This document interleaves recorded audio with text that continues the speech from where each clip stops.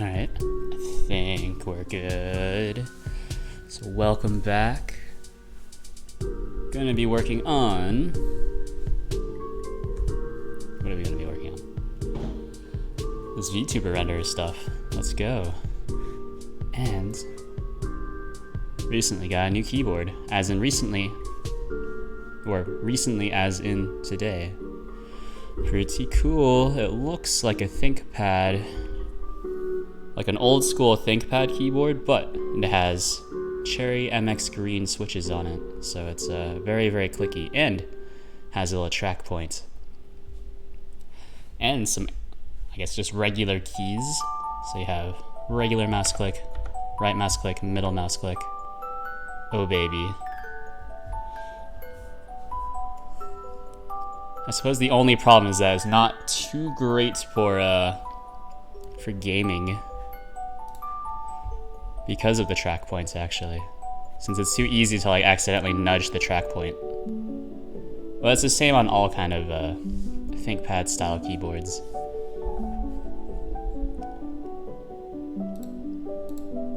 But I've been using a ThinkPad for work for so long that I've convinced myself that it's pretty dope. One of the features I miss from regular things like this. Hello, JK boys. How are you doing today?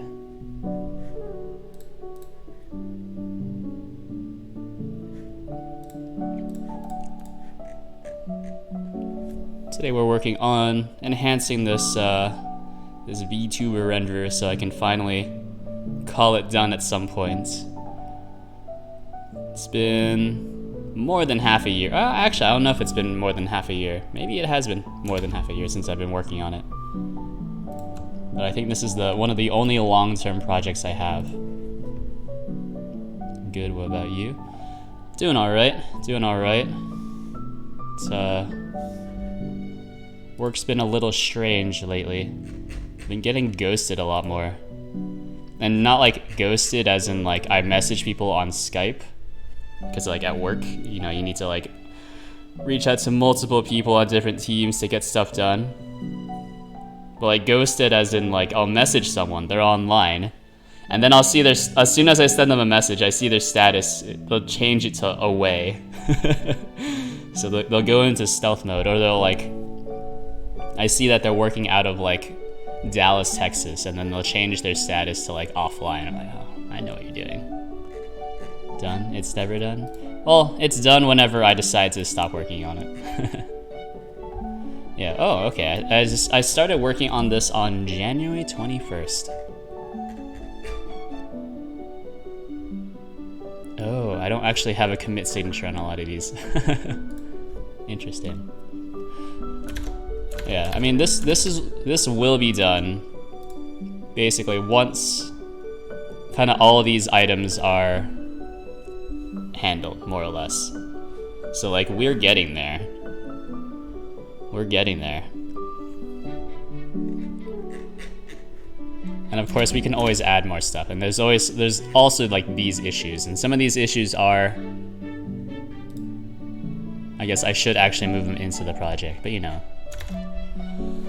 whatever. One of the big things though that needs to be done right now is updating the VRM library. So this isn't really a game development stream. I should actually take that off my tag. Although we can play games, or we can make games. That's some other points. Let me update my tags. There we go. Software development.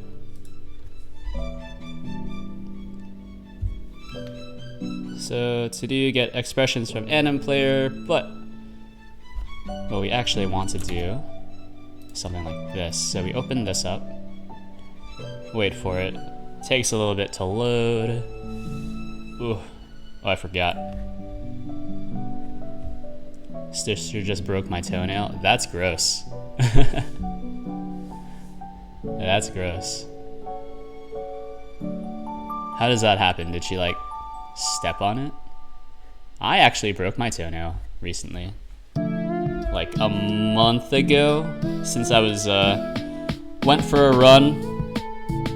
Kind of landed incorrectly on one of my foots, my left foot. Kind of heard like I kind of felt it kind of crunch, and it started hurting a lot. But then I just kept running, came back, and found that my big toe on my left foot was bleeding, and I just split the toenail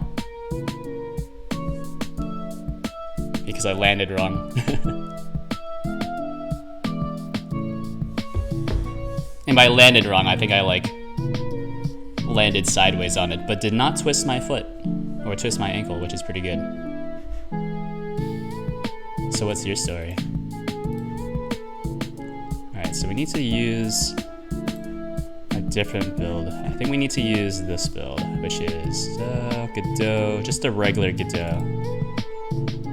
Go to bin and then op tools. Yeah, this is compiled yesterday. So my dog dropped her ball and it rolled over to me, so I tried to stop it, and she kicked it and it broke. Nice. So your sister kicked your foot so hard that she broke your toenail. Did you know that most people's toes are actually broken, and then they just heal incorrectly at some point?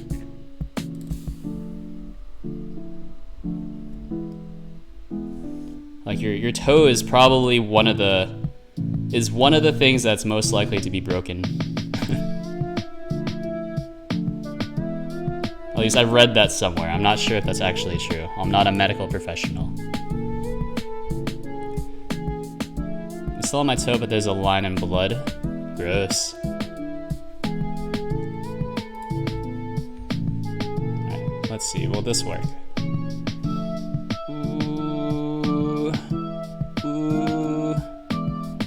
Okay. Okay, only 150 errors. That's good.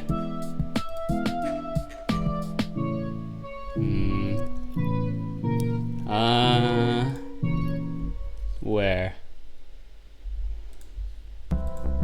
Shadowed variable.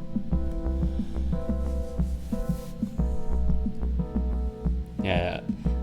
I think if I remember correctly, one of the things that you have to watch out for when you break your toenail, especially when it breaks but it doesn't completely come off, is that it's possible that the broken part will start to become ingrown.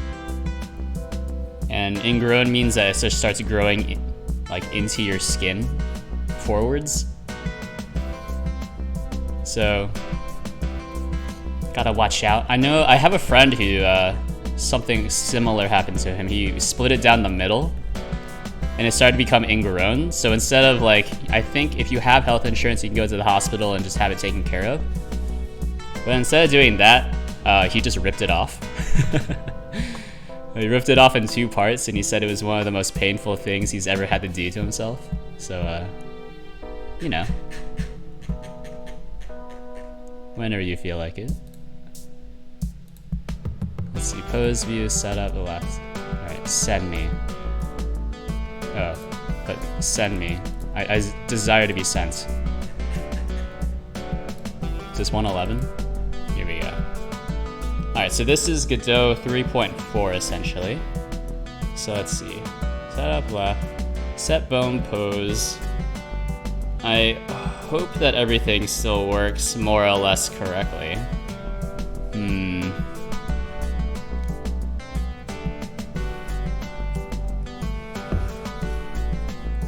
If not,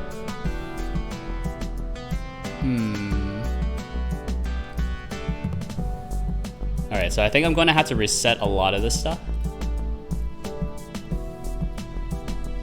Well, I don't know. Let's run it again really quick and let it error out. I do need to see the stuff. Okay. The toenail is natural pointed up, and there's a white line from the left to right. Okay. So it sounds like everything is normal, more or less, I guess. Besides, I guess, the the line and or blood. Okay, so it's under anim. So we need to find anim. Okay. So we need to find anim. Anim contains several animations, all screaming case, besides first person and third person, which are just Pascal cased. Okay. Okay, okay. Not able to look at it. Trying to clip it back. That sounds... I don't know. I don't know if you should be doing that, but it's your body. Clip it off? Oh, okay. That makes more sense. I was like, clip it back. Does it mean like you're trying to like reattach it? Clip it off. That's what I did to mine. And then just try not to put too much pressure on the toe, which isn't too hard since it's on the one of the extremes. It's my big toe, so when you stand up, you can just kind of like lean over on one side. Okay, so in VRM model, we got a new keyboard and it's very clicky. Big fan of that.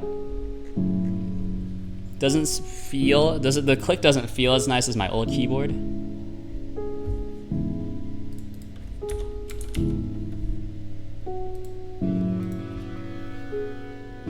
But the keycaps are pretty sick.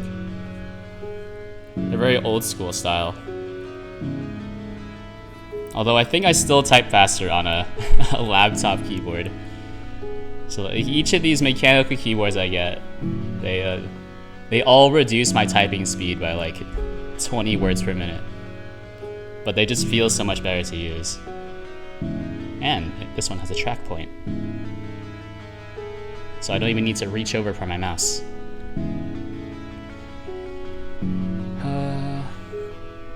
Let's see. And because it has a track point, I can do this. So when I'm thinking, I can keep my hands on the finger and just do like figure eights, which is what I do during meetings. I just molest the track point on my, my keyboard.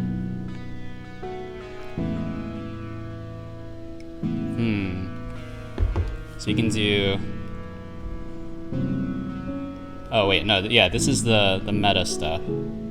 Actually, what did these keys do? Alright, good. They don't do anything. I do need to remap a few buttons on this keyboard still.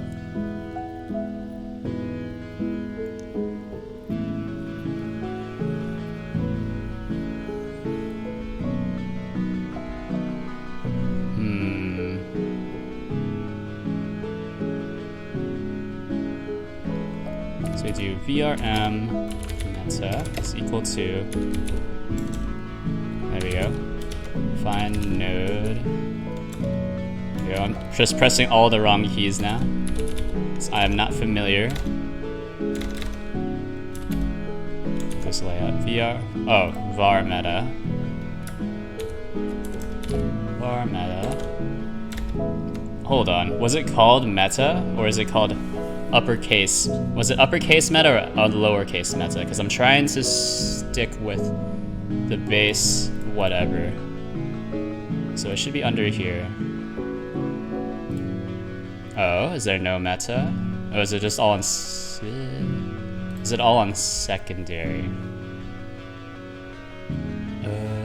It might all be on secondary. Is there no meta? Mapped meshes.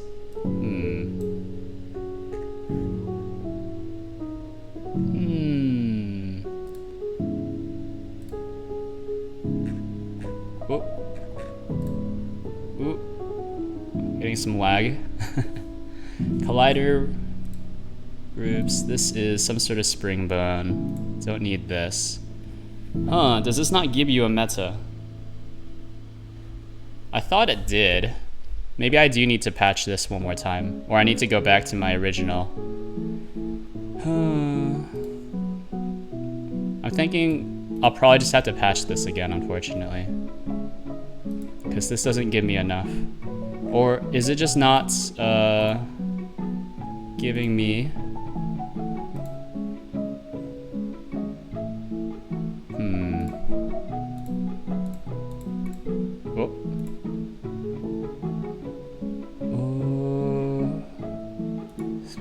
provider. I swear I've seen this before. Is it just not assigning the meta node? Am I crazy? I've seen this before. So we have to load, VRM loader, and there should be a meta thingy. So it's like create meta. Yeah, VRM meta, root node set VRM meta. Root node set. Oh, is it just on the thing? Hey, what's up, Knock? It's going. It's going. I told said this before earlier, but somewhat like all this week I've been having to reach out to other people at work. And so I've been waking up early because they live in, they work in different time zones. And every time I ping them, they go into stealth mode on Skype. So they'll be like, oh, active. And then, I'll be like, hey, person. And they'll go, okay, we're going offline. I'm going to stealth mode. I know you're still working. I can see on your status that you work in like you work in like Eastern Europe, so I know when you're awake. I know that you're only like 6 hours ahead of me. Yeah, I got a little remote. Yeah, I mean this didn't used to happen, but now it's been happening a lot. So now I have to wait like 2 days to get a response because then I have to draft an entire email and then pull in like 2 different supervisors. My supervisor, the project supervisor, just so we have a lot of eyes on it. It's so weird now, and then the question is just like, hey, who do I contact to get access to this Confluence page? It's just like, we didn't have to make it an entire event. You could have just said, hey, here's the name. But yeah.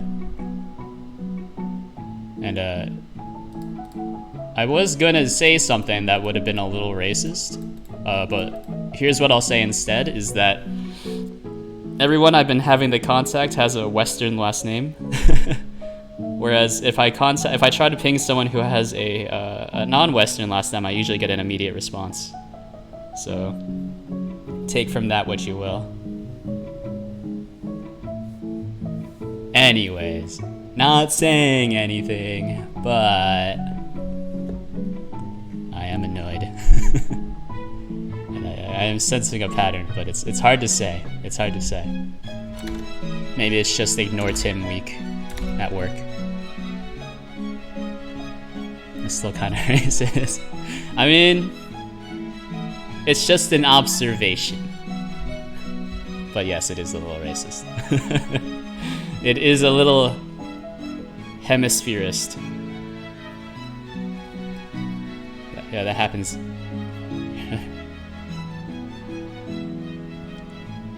Ignore Tim week? It's possible. It's possible. I think that's okay. As long as it only happens for 1 week out of the year. If it means I don't have to do any work the rest of the day, I'm good. Set. Huh. So root node, set scripts, VRM top level. Am I missing something? Am I accidentally butchering this when I load it? Should I be ignoring you? Did we miss the memo? It's possible, but ignore Tim week is almost over, so you might as well keep forgetting that ignore Tim week is going. If you're gonna do it, you might as well commit for the entire week. Don't half-ass it, or don't half What's the PG word for half-ass? Week. It's a monthly event. Oof. Well, as long as you keep tuning in, it's okay. VRM meta. Where is VRM meta? It's on. Oh.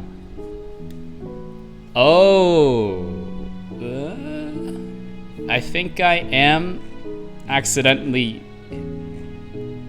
Oh, no, there's VRM model. No.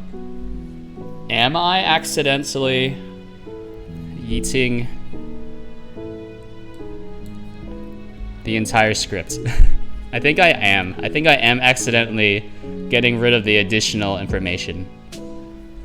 Yeah. Alright, so that's a problem.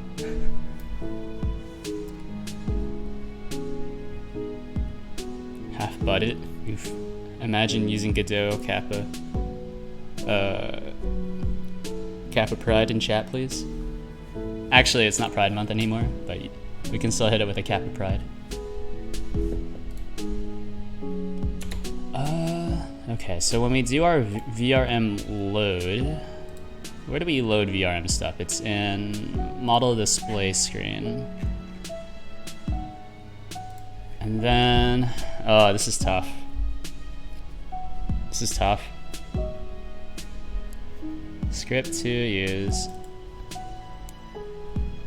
Model.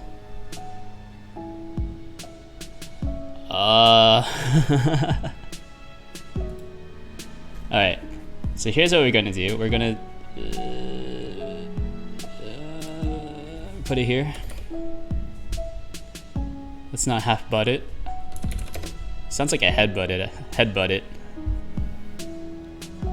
Which is, to be fair, a fairly effective move, but not really what we're going for.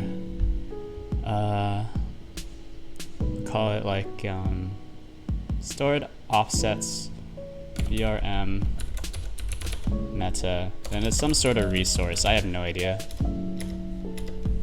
Ugh, new keyboard. So we go into model display screen, then we can do,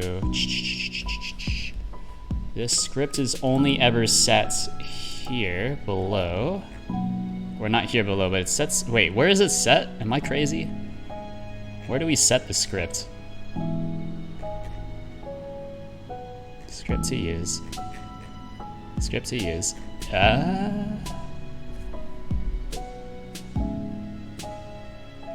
What?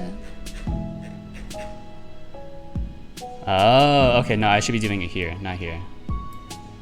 At the very, wait, so why am I storing this in a variable?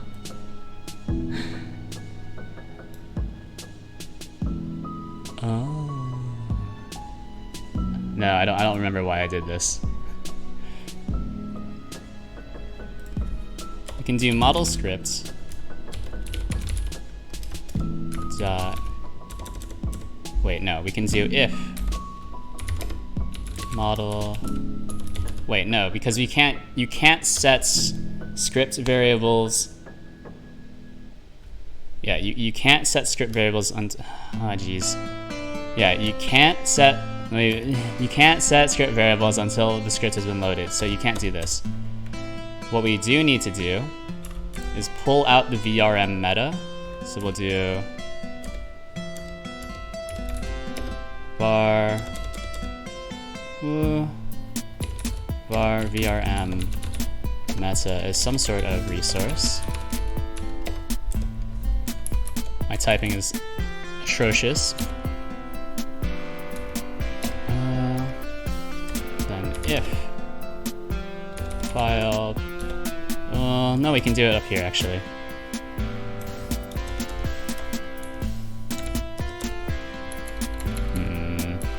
VRM. So we'll do it up here. VRM meta. And then we'll grab the VRM meta stuff from here. VRM meta is equal to loaded model dot VRM meta. That should work. So we store that there, and it should keep existing, and then we do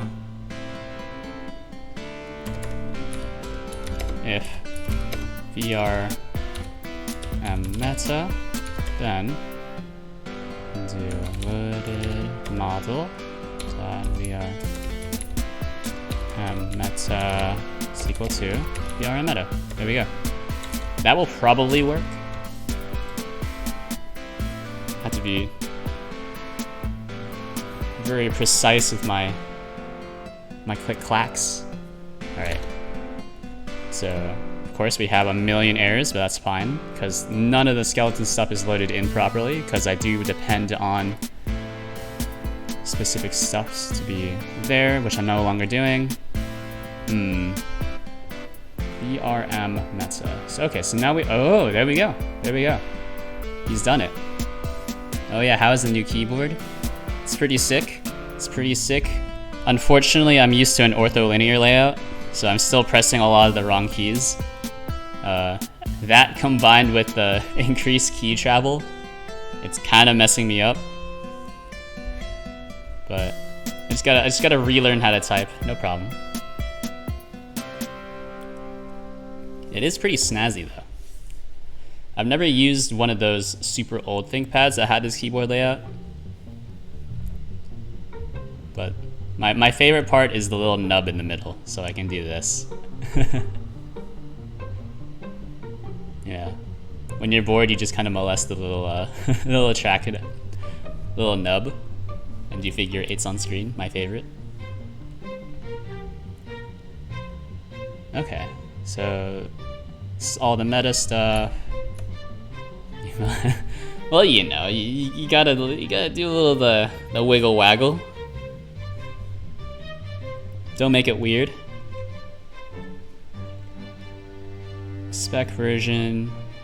Humanoid bones. Okay, so this is what we want. This is what we want. Is there anything else we want from the meta? Eye offset. Humanoid bone mapping. Wait, so this has it twice?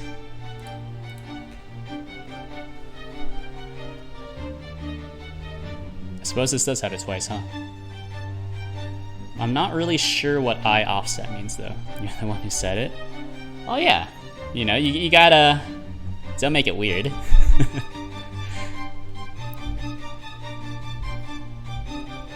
You just gotta go with some spicy language sometimes. Okay, yeah, so this is what we want. So we can pull this out. Probably pull out the eye offset, maybe, or maybe not. Maybe so. I don't know. I think this is good though. This is good for sure. So VRM meta. If VRM meta load model VRM meta is equal to this VRM meta. Okay, and then we set the VRM meta here. Now we have the meta whatever. And then we can do VRM. So I basically pull everything out from here. So head is equal to VRM meta. Come on, I've forgotten what it was called. VRM loader. Slap it over here. VRM meta. So you'll have humanoid bone mapping. Yes. What is this? It's camel cased. Who wrote this? Humanoid bone mapping. Let's see. I think it's just called head. Yeah.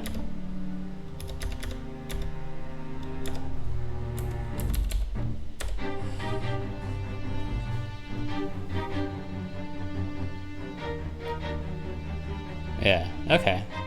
And actually, I think we don't even need to do this. We can just do this directly. Because I don't use this by itself anywhere. Yeah. So we can also simplify a lot of this. So let's do that right now. So it's head bone. Head bone. Then head bone ID. Gonna be typing a lot slower today. Skeleton dot find bone. I do like using Cherry MX greens. Big fan of those.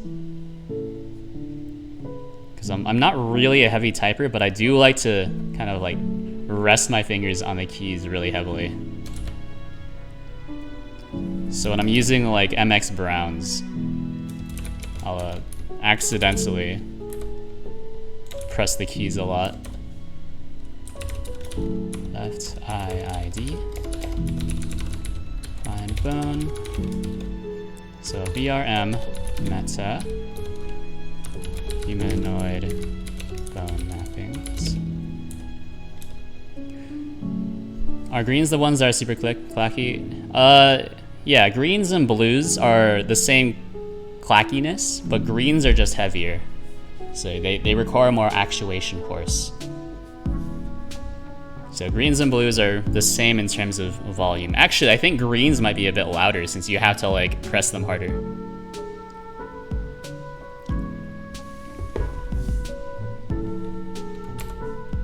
No, I need a key that has a high actuation force, but I guess bottoms out really quickly. So no, it's like I like the feel of chiclets, but I like the actuation pressure of mechanical switches. Browns are too loud for me. Browns don't even have like a clicky switch, they're just tactile. Sounds like you should use like MX Blacks. I find MX Blacks really weird though. It's like they just feel really bad. Because there's no feedback, they just go straight down. There's no tactile bump. Oh, it's called the left eye, right? Alright, let's bring up the VRM spec. VRM.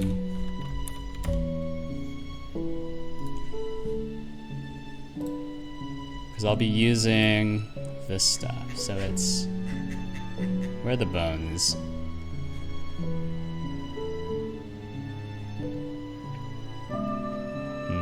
Did I miss something? Model. Oh, this one.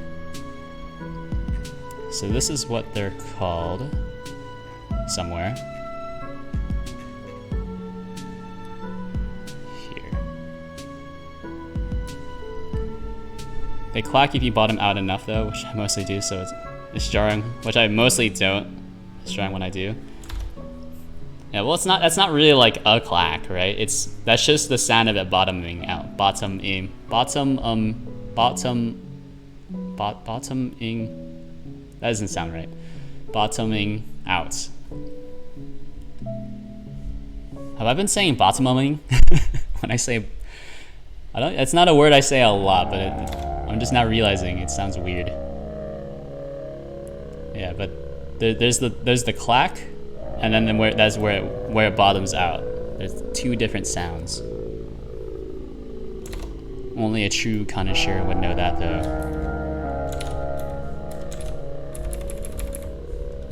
Seeming real sus, knock. To be fair, the clack from blues are artificial. This is true. The clack from blues are artificial. It's caused by I guess a little thingy. A little clacky mechanism. So it is like another thing that can break. I did have a keyboard before. It was a Poker 3 that had one of the blue switches break, or the clacky bit on the switch broke. The tactile part still worked, but like the clicker broke. And it was still when I was that was when I was still doing a lot of Java. So whenever I would press the J key, and that's the key that broke, it would just feel really bad because it wouldn't click. It's the only key that didn't click. So,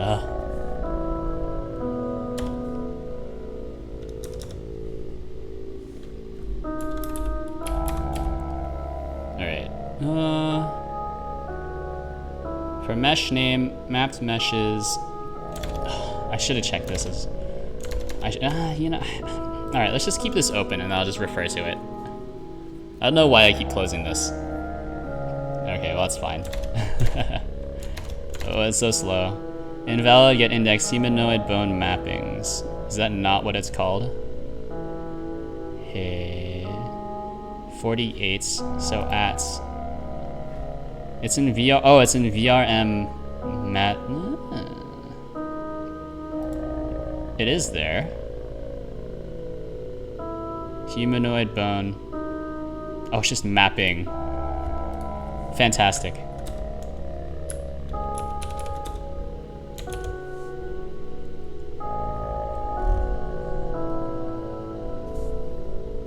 Hey, how are you getting secrets to your bot? That's a secret. Well, no, it's not actually a secret. I'm using Replic's built-in secret management, so they store it somewhere on the container for you, I think.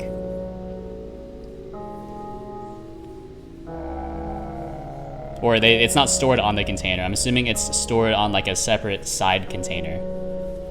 So that's part of the reason why we went with Replit, is because they did a lot of the database and secret stuff for you. Oh, you're still on Replit? Yes. I went ahead and bought their hacker plan, so because I have been using it like a decent amount recently, actually, to do a lot of Python stuff. Because I hate setting up VENVs.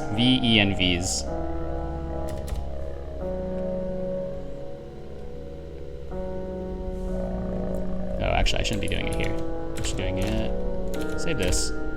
Reload. So I wonder. Yeah, those suck. Yeah. So, and I don't have my own container thingy, so it's nice that Replit just has the container stuff for me, so I don't feel bad about tearing down or repaving a container or whatever. Actually, I guess you don't repave the container, you just do a tear down. You do repave VMs though. Trying to figure out if I can get away with just a bash script for secrets. Just do it like I do, and keep all your secrets in a JSON file.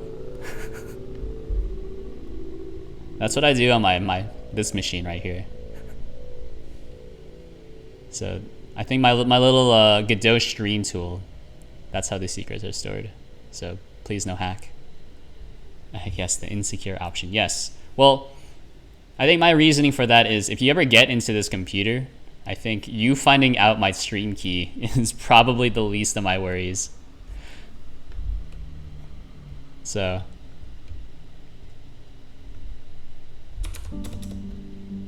you know, since this is a one-time thing, I should actually do this. If vrm meta,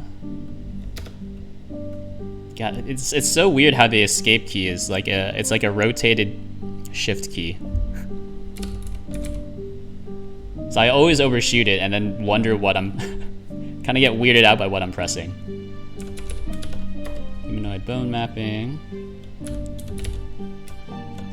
has head.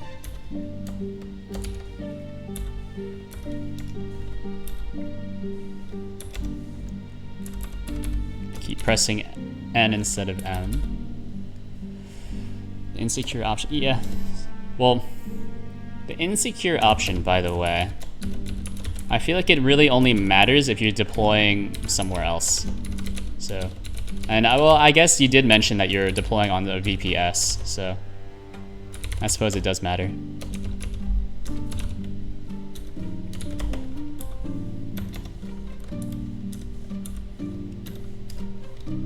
So ignore me. I'm just I'm a scrub that likes other people to host my my stuff for me when I deploy.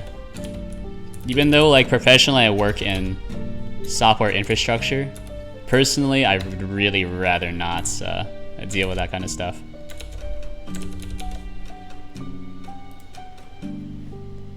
I don't care. Overwrite. Then reload, that's fine. Yeah, I'm trying to figure out a general mechanism for secrets that will work with Docker. I'm thinking parameter store, but I don't know. I know in Kubernetes, you can store all your secrets on your master node and then just, or it's not really storing secrets, but you create a new secrets resource, which I suppose is just stored on your master node. And then you inject those into your containers. I'm not sure what to do with Docker, but probably something similar.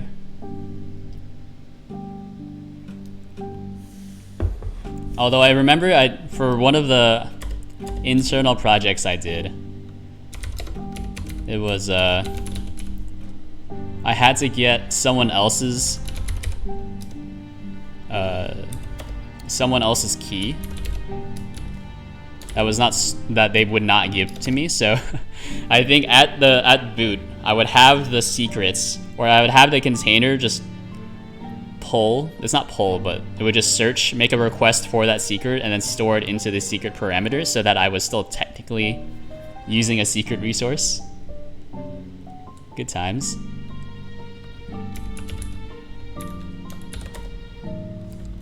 Keep typing VRN. Yeah, but how do I get them there automatically? I don't know. How does Docker work? Does it have like a central store? And then you just inject them somehow? Like you can inject them into your containers, I'm assuming. In your Docker file.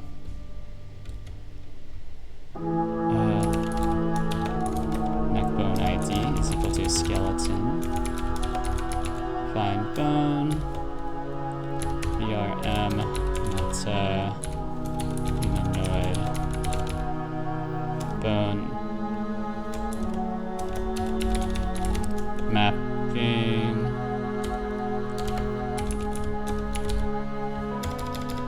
Let's see. VRM mapping's neck. Yeah, that's fine. Yeah, one that might get destroyed later. Oof. Figure it out. By the way, I managed to delete my VPS's terraform config. Oh baby.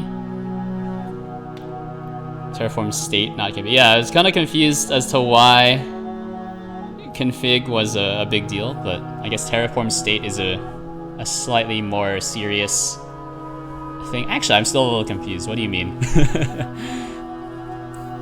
So since you have you have some sort of configuration to run Terraform, right? Where Terraform is a infrastructure automation tool, a la Ansible or Chef or whatever. Yeah, are you familiar with Terraform? Somewhat. I mean, it's like Ansible or Chef, right? But like Google.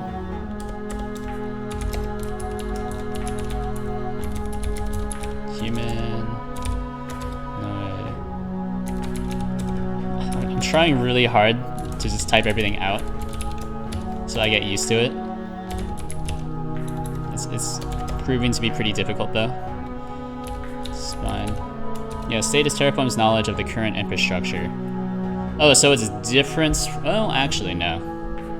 I don't think. In Ansible, you would build that up yourself by, I guess, having a gather facts stage. I lost my state, so Terraform couldn't update it anymore. Oh, okay, so state is like persistence. Okay, interesting. Isn't there, so there's no way to regenerate your Terraform state?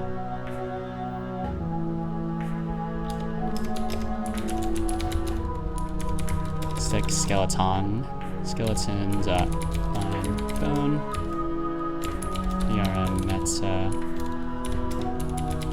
humanoid bone mapping spine.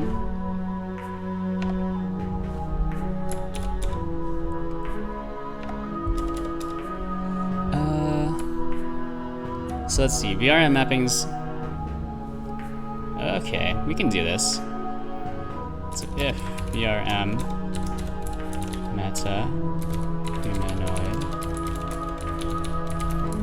has left shoulder, and this is for A posing.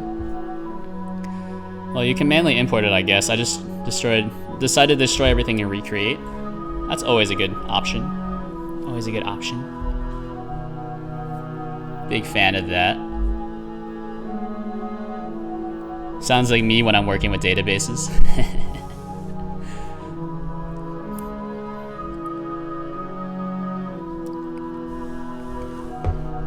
Whenever I get past like 2 tables, I just get super mind flooded.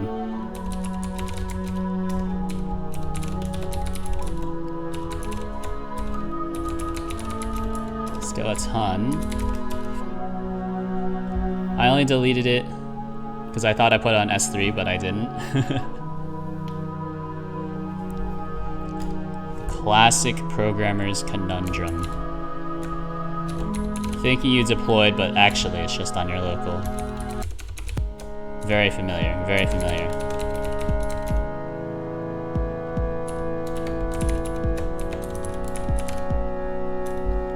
Left shoulder.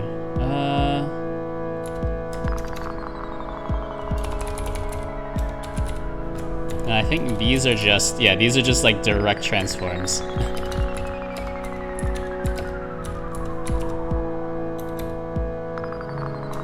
Like this, yeah.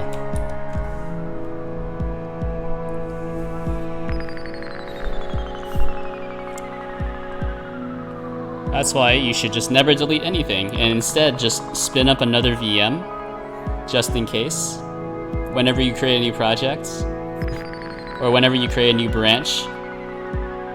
Just spin up another VM.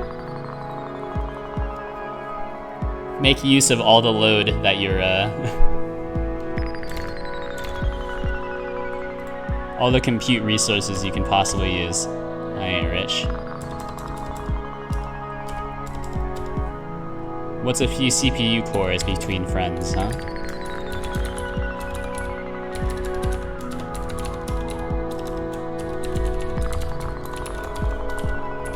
Right. Shoulder. Oh, I keep missing the keys. Set, bone, pose. Skeleton. Fine, bone. PRM.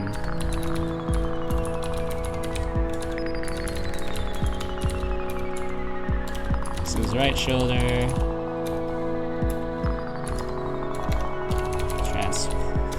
Transform. Classic mistake from me. Now, talking about not being rich and or using too many compute resources at work, the platform that we were planning, I think I've already told this story, but the platform we were planning to deploy our work on has been decommissioned because I needed the compute resources back. And then internally, we were asking around for how to do like Ansible development on a Windows system. They were just like, just grab some compute resources from the client and then test it there. I'm just like, that's the reason why they decommissioned it, because they don't want to let go of the compute resources. And so that's pretty much where we are at right now. Is the recommended solution is to use containers. The client does not want to use containers, so we're kind of at an impasse, which is pretty sick.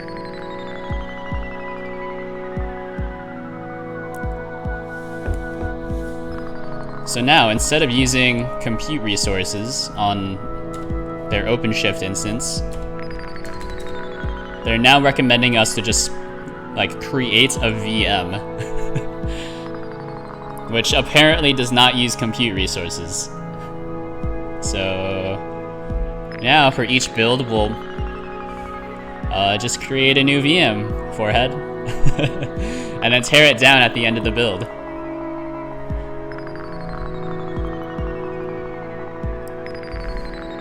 What could go wrong? Humanoid. Bone mapping. Has to left upper arm. Is that what I called it? Or is that what it's called? Left upper arm? Yeah, left upper arm. Oof, that'll be painful. Yeah, but it's not my problem, so. I think I've already given it the old college try, as they say. So, I tried to convince them. The architect has tried to convince them. I guess the managing architect has tried to convince them. We've gone all the way up the chain, and they're like, nah. But we don't want to use containers, though. So, here we are. Gotta love bureaucracy. And then they'll come back around eventually and be like, This is dumb. Just go back to containers, which is what we originally suggested and what they were originally using in the first place, so. Gotta love it. But in these situations, you know, it doesn't really matter. It doesn't matter, I still got paid, so who cares?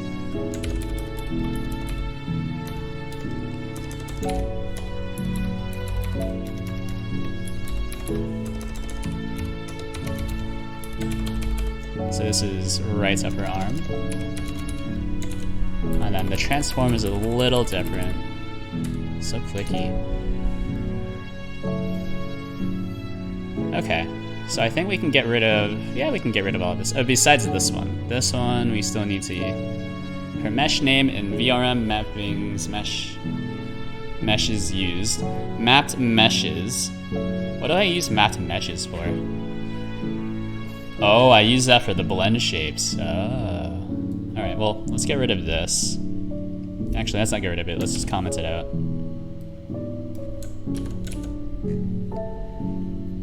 Alright, so we still need mapped meshes. I still have this running, right? Oh, I don't. Okay. One more time. One more time.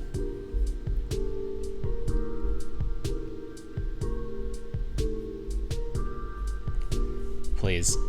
I keep misspelling them. Mappings. So just load in and then just immediately break because the bones are wrong. Please. Ooh, is it gonna crash? No. Oh look, we did it. He's done it.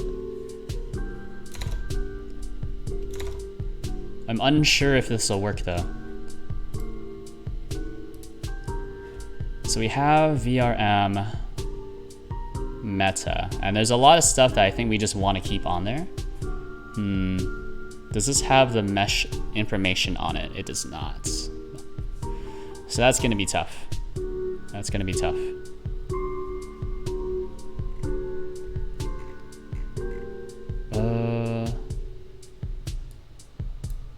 Commercial usage, license name, humanoid bone mapping. Why does AWS always make you feel like such an idiot? It's because it's Amazon.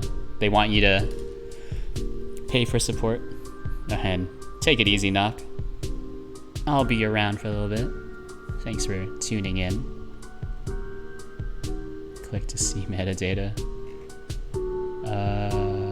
I think this is fine. Yeah. Texture is just a texture object? Yeah. Okay. Yeah, we don't need this. So now I need to figure out, how did I originally populate VRM mappings meshes used? Meshes used. Meshes, oh, create expression data. Populates the,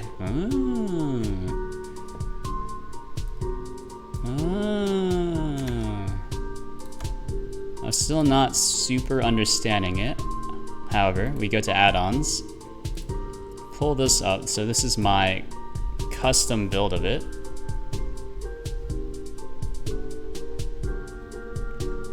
Okay. So, VRM mappings. So it's this part here. Create expression data. This is the important part. So I need to grab, okay, so this all comes back to,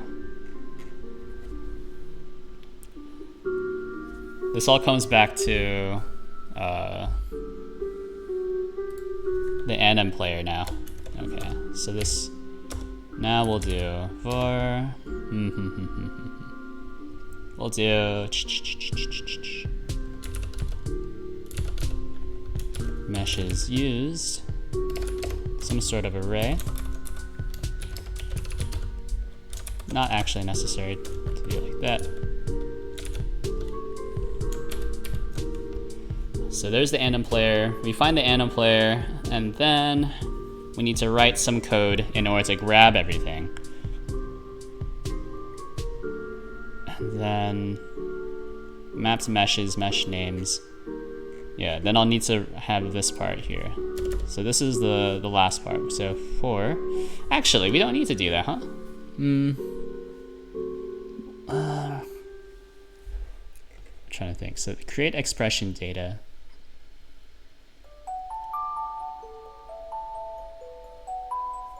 Create expression data.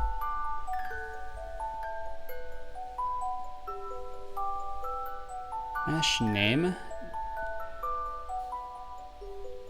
What did I use expression for?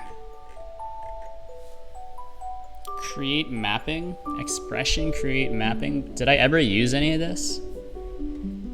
Set expression weights. VRM mapping.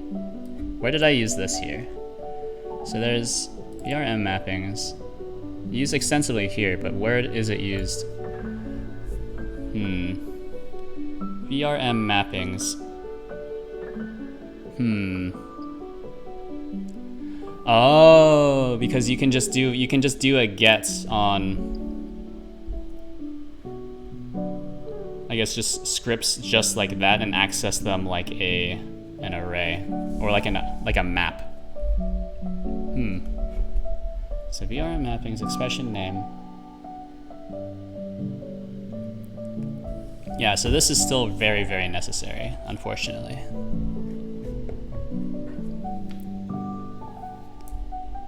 Because I do need to store all of these, more or less.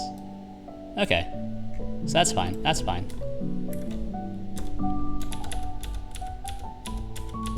Undo, bring me back. There we go. Then I'll copy this over, and then we can basically get rid of that entire lower block. Now that we have ported most of it, besides this last part. So this is map bones, and then this is map expressions. There we go. So now we need to get all the expressions from the animation player, which is the hard part. It needs to look something like this. Create expression data. We can get rid of all of these as well, since we no longer need to access bone maybe. I think we're still using... actually, no, we're not using the eyes anymore. Not specifically, yeah, we're just using the transform. So these, yeah, we were using this VRM mappings class before to pass data around. But now all I need to do, or all this is needed for now, is expressions. Okay. So, VRM mappings, create expression data.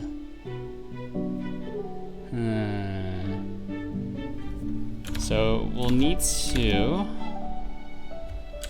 Alright, let's do this in Godot, actually. This will be a bit easier, believe it or not, since I'll now have access to animation player. So having the documentation for this stuff is a bit easier to do. I wonder, can I... Ah, I can.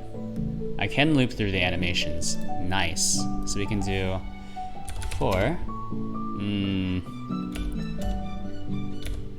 A in anim player get animation. What? For A in get animation list. Okay. Animation player. Animation player. Get animation. Animation list.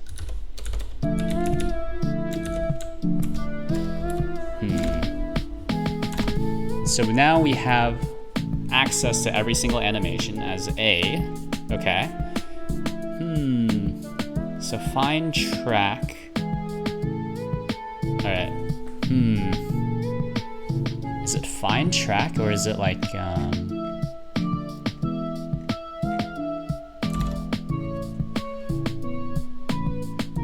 track, insert key, anim track. What is anim track? Anim track is, it's a value type track. Doesn't really have an index. Okay.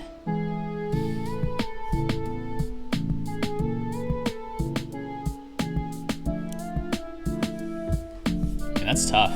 Do I just have access to blend shape groups? So where does blend shape groups come from? It comes from the VRM extension. Blend. So I don't actually have access to this either. At least I don't think I do. Maybe I don't. Maybe I do. All right, one more time. Load everything in and just wait for it to break. That's good. Invalid get index. Oh. Invalid get index neck on base. Oh. Alright, let's fix this really quick. Let's type this out like a savage. Humanoid mapping. Or actually,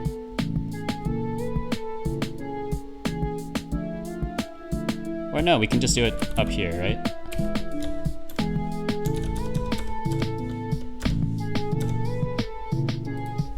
So if it has neck, then we can do all of this stuff. And then similarly, if it has a spine, we can do all this stuff. VRM, meta, humanoid, mapping, spine. There we go. One more time. So this is still gonna break somewhat, because, actually I'm not sure. Wait for it. Oh, never mind, yeah, it's still totally broke. I wonder what this is, oh. Skeleton dot set bone pose. It's because of this config. So this config is messing everything up. So let's open it. Yeah, let's open it up. Copy everything. We go to JSON beautifier. Beautify. And then pretty much everything under Alicia. So grab all of this. Delete it. And then minify it. It should be fine. Ooh. And they'll just send it back here, I suppose. Save. And so now we should be loading in a fresh file with fresh bones, probably. Yeah, looks okay. Look at that. I think the new one still has improper outlines, it looks like. Not really sure. But there we go. This is a breaking change to go back. VRM mappings. Let's see. VRM meta, stored offsets. And then there's just the secondary node, which has collider groups. But it doesn't have... Yeah, it doesn't have any of that stuff that I need. And then the animation player, of course. I wonder, is there a way for me to dump... I don't need to dump the animation player, though. I know what's inside of it. That's tough.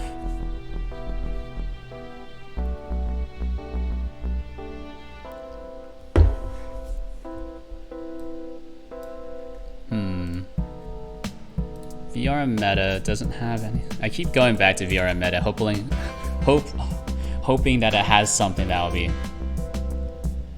conducive to my sanity, but it doesn't. I'm disappointed every time.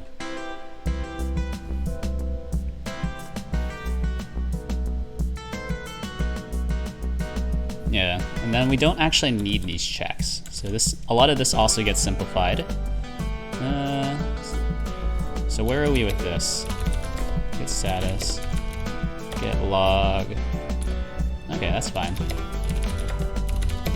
Let's just add everything. Hit it with a git commit. So git commits. Let's see. Able to load VRM models again.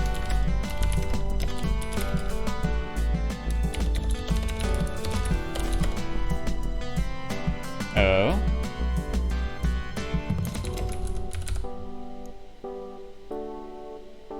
Oh. What's in here?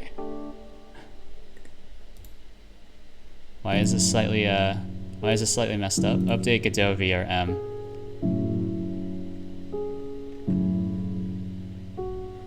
Should I be rebasing this off of... Is this not rebased off of master? Did I forget to do that? Git rebase master. Heh?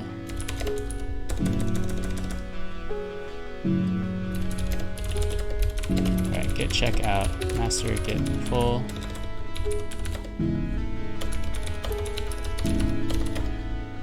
We're already up to date, that's weird.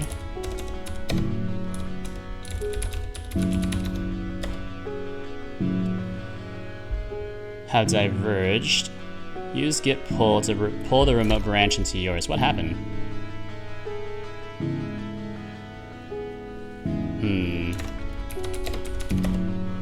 What's different here? So start replacing, remove IK stuff. Oh, it's because... I actually don't know. Oh, over the Q. I don't know, just push. I'm pretty sure this is what I want, so I don't feel weird about it. So let's pull request on my own branch, or on my own repo.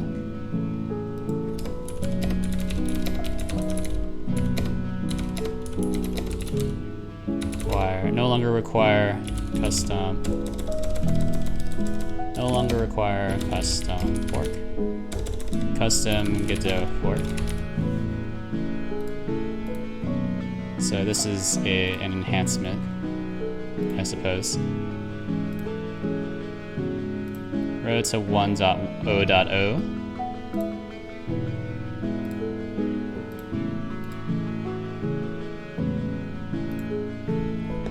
Still a pull request. Let's see.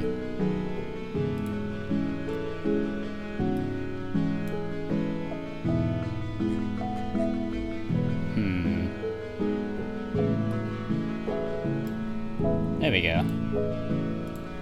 Nice.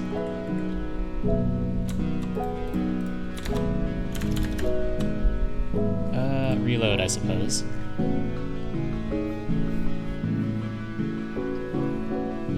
Don't need any of this. Let's just focus on this one thing for now. Import VRM is not important.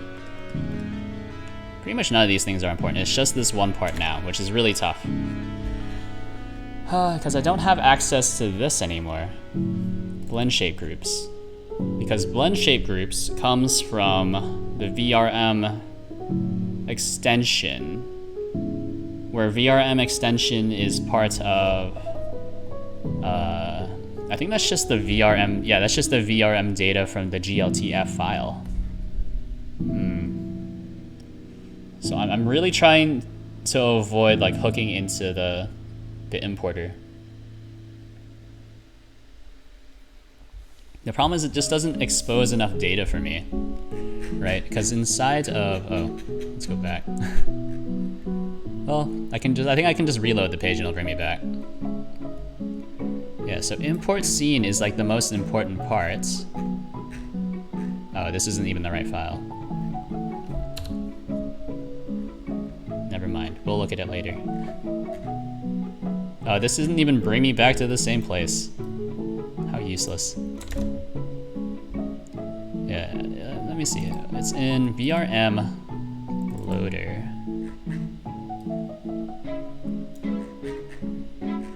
Yeah, inside of import scene, I think it is printing a temp directory for some reason. absolutely hate it when applications create temp files for you.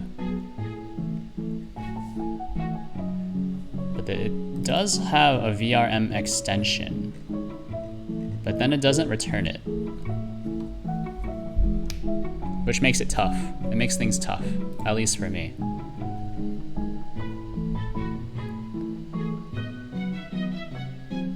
Because it has data that it's just not sharing with me. Very rude. Yeah. It just has collider groups, which aren't relevant for me.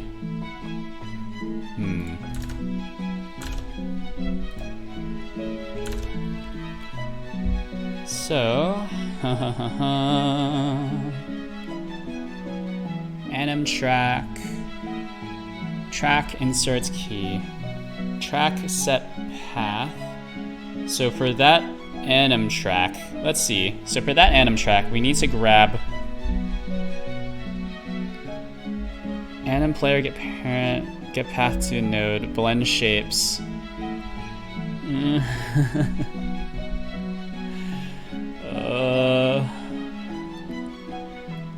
Blend shapes. What does this look like then? You know what? You know what? So we have the animation here. Can I just print out all the tracks? How do I see what tracks you have? Since it's being constructed programmatically, which is nice. I think if you have some human intervention afterwards.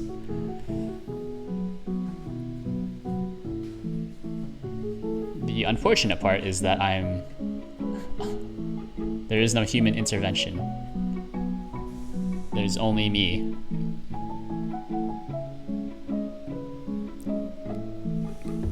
Let's see. Get track count. So then, is there just like a get track? Track. Get. Let's see. Get key count. Okay. I need like a I need to pull this over. I actually need to look at animation by itself. I'm not familiar with modifying these. Or I'm not familiar with modifying these directly.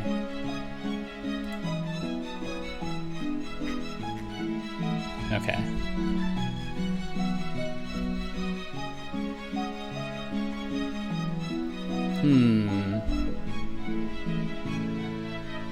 This is tough.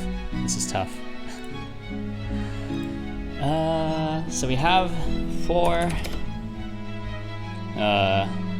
t in a dot get track count, right? So that's track count. So we now have we're now looping over each index over all the indices. So individual indice is an index. So then we can do track get key count. Oh geez. So we have a double, possibly a triply nested for loop. So for key in t dot get track t dot track t dot track dot get. Wait, no. It's still a dot t index. So for k in a dot track underscore get key count t index, right? Wait for it. Okay. Looking good. Looking good. Let's see.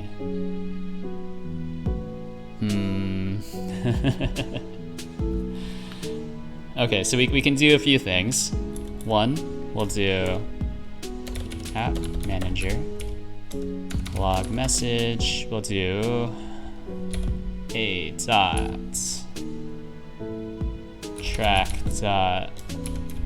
track underscore get path.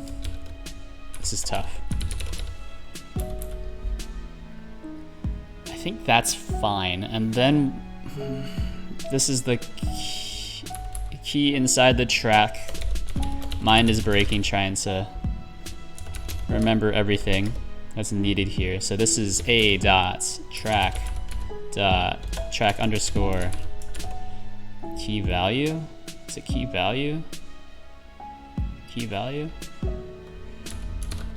It's track underscore get underscore key underscore value.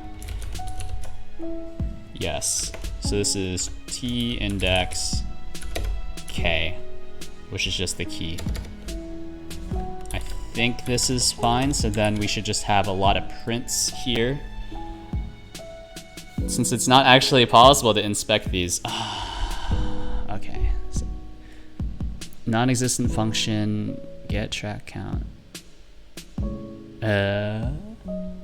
What? Does animation list? Animation list. Oh, it gets you a. Oh my god. It's a quadruply nested for loop. I love it. So this is a name. So for a in anim. Wait, no. Var a is equal to anim player get animation a name. Yes.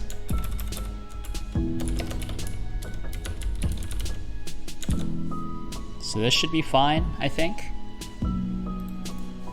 Wait for it. Just wait for the million print. Cannot convert arguments. One from float to string. Okay, so that's the value. That's fine. So we'll just string it.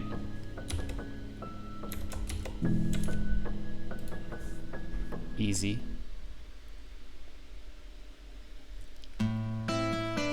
Wait for it. Okay, so now we've now printed out literally everything inside of the animation player. There's actually not too many things inside of it. Okay, so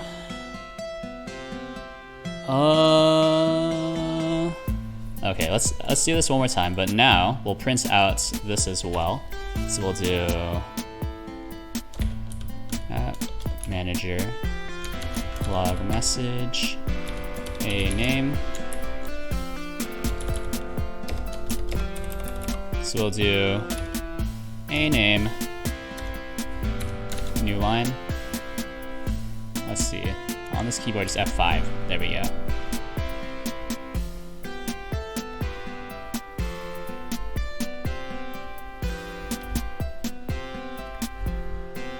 Okay. So that's all the stuff, and then those are the bounds. Okay. Except for this one, which is, oh geez. Oh, and I've done this backwards, by the way. I feel like I should grab these beforehand.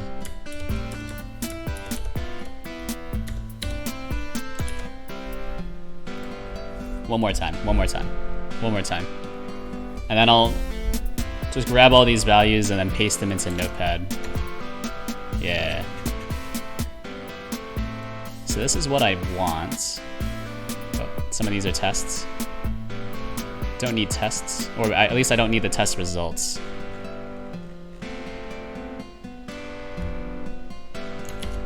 There we go.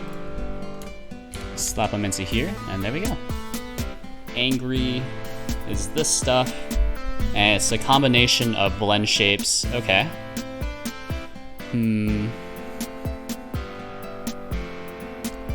Is there a way for an animation player to play multiple animations at once? Before we get too far into this, Godot, play multiple animations at once.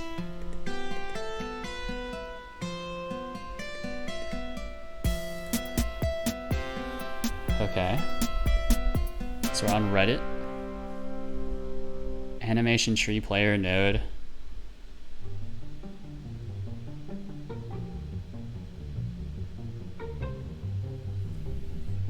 Animation tree player, but is there a way to do this automatically?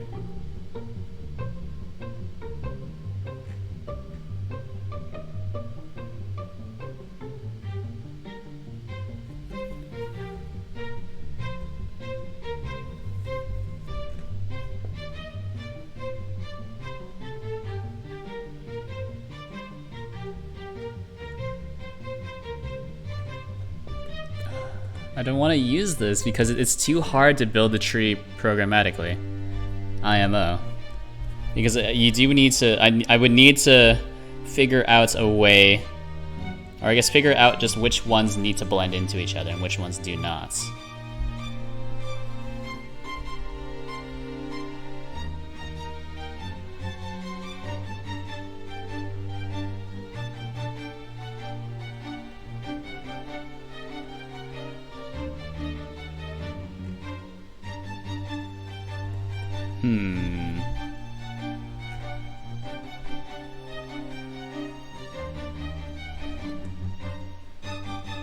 This doesn't really help. But this is what I have to work with. Okay. And then those are the possible values, which is good to know. So what if we do something like this? We go to VRM mappings. So the expression data is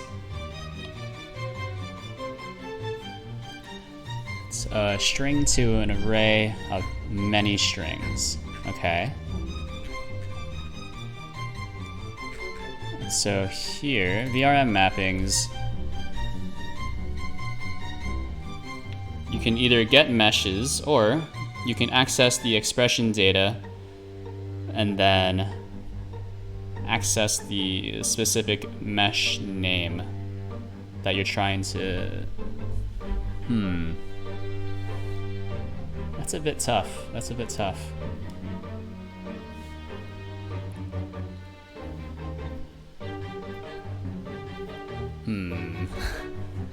So one, this is pretty limited. It doesn't support more complicated expressions, so this might actually just be a straight upgrade over the old system. Oh, my lumbar.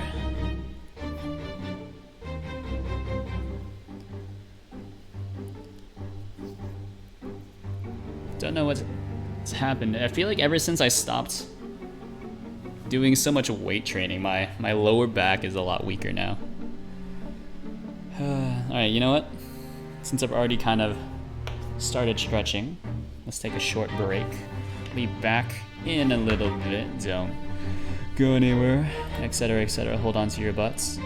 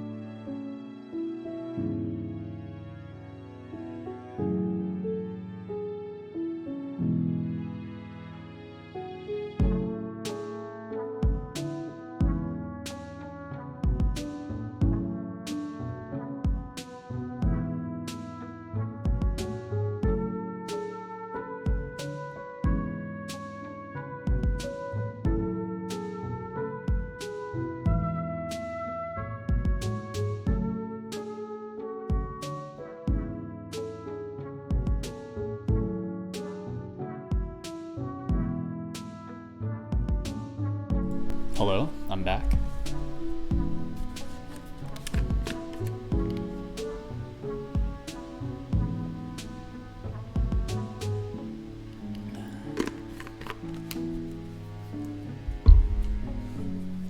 Let's get to it. So we have expression data, which just stores. Let me add some comments so I don't forget next time. So stores. Actually, what does this store? It's just expression name to. Or no, it's oh no, it's wait. Huh? Wait, what does this actually give you?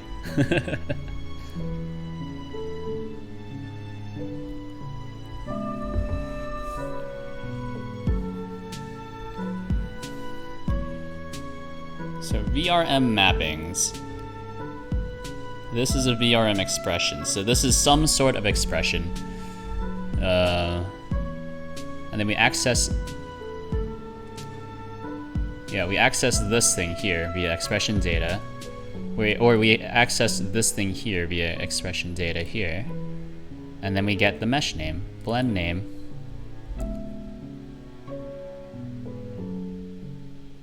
Huh? What?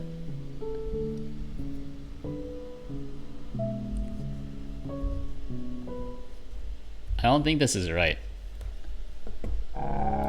Yeah, I don't think this is right. I don't think this code has ever run. And if it does, it's running improperly.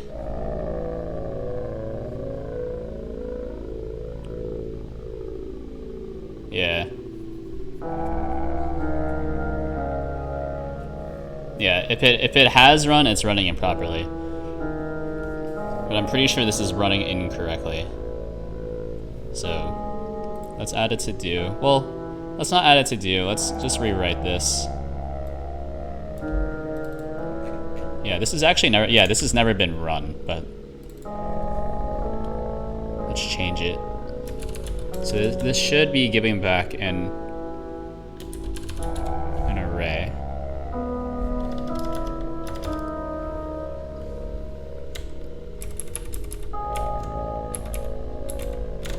So based off of this here, I think pretty much everything is from 0 to 1, more or less.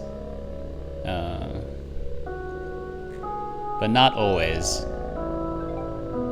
So for example, the eye rotations are not based on 0 to, I guess, 0.999 repeating.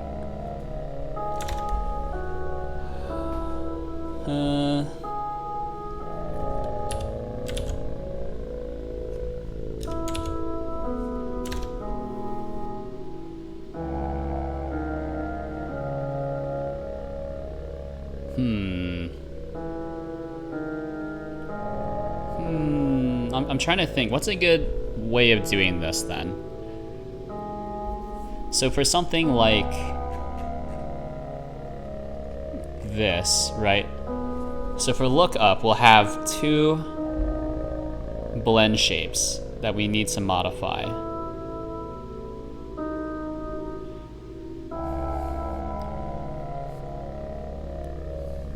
And so, I think it's easier to just envision everything going from, or setting everything from either 0 or on a scale from 0 to 1, which makes more sense when you're working with, you know, things that actually go from 0 to 1. But I'm trying to solve for, yeah, it really is just the eyes. The eyes are a bit tough. So the eyes go from, like, what is this? This is just a transform, more or less. It's like a direct transform, or it's a deconstructed transform. That's probably what makes more sense. So, jeez, dude. I suppose I could interpolate. That doesn't make any sense though, right? Why would you interpolate? I would have to loop through all items in this, I think it's a dictionary. and then interpolate based off that? Does that make sense? I suppose it does fix my interpolation problem. So no it doesn't. No it doesn't. Can I just interpolate? So rotation is, let's look it up. What is rotation? Wrong one. So this is in first person view, and then this adds these tracks. Oh, it's a quat. Or quaternion, I think. Probably. Anim track, X range, don't know. Oh, it's a basis? Is it a basis? This is so confusing.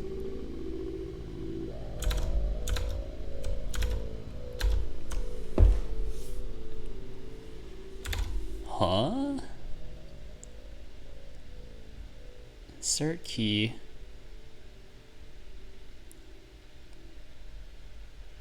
It's a vector 0, so it's a vector. Track insert key. What does insert key do? Track insert key. I'm looking at my other monitor. It's because I'm losing my mind. Alright, so it's insert key. So this is the track index, the time, okay? And then a variant. Oh, this is a transform track, my bad. Transform track, insert key. Transform track, insert key. So this is index, the time, the vector 3 location, rotation, and then scale. Ah, okay, so it is just it really is just a deconstructed transform. Okay. Interesting.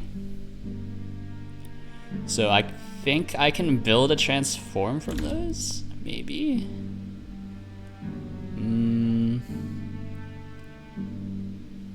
Actually, how do you build a transform? Godot docs transform.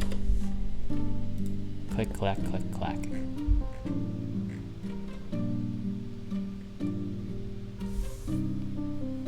So you can build a transform from... Oh, that's tough. That's tough.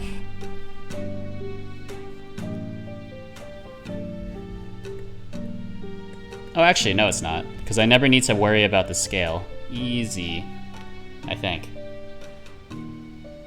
So if I have the origin, which is this, more or less. Right, so that was the transform track insert key. So that's the location, which is the origin. And then we can just pretend the basis is a quaternion, because you can construct a transform from a quaternion, or I can just construct the transform from a quaternion only, and then set the origin afterwards. Yes. There we go. Yeah, that makes sense. Yeah.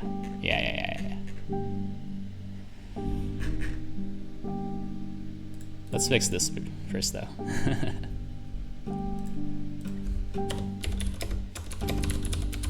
So var result. So we have all the results, and then we also have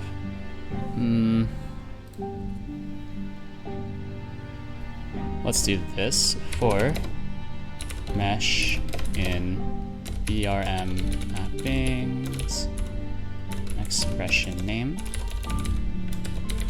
So this is just like a direct get on the object.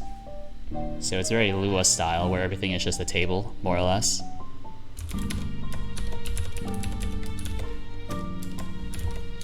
New keyboard is 100% messing me up.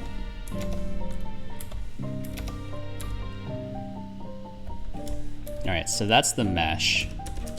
Don't need that anymore, but now... Or, wait.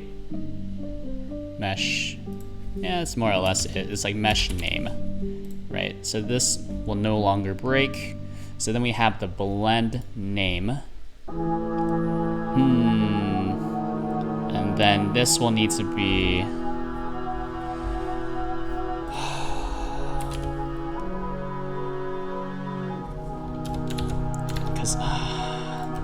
So for several expressions, there are multiple values.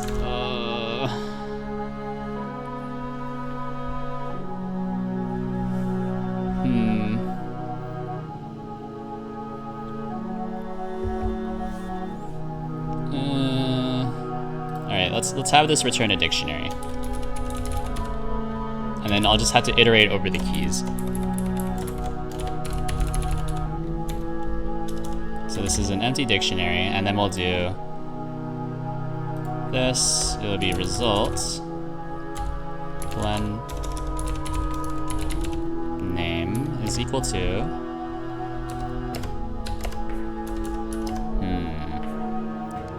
it was mapped meshes mesh name.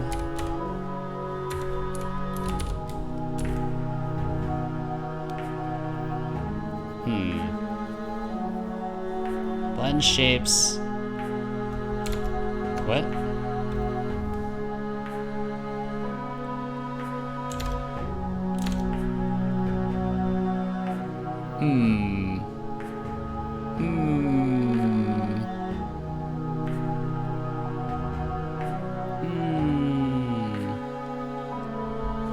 I don't know if I should be doing it this way anymore, huh? So create name. So string is the mesh name. The morph name is just the morph name. So this is the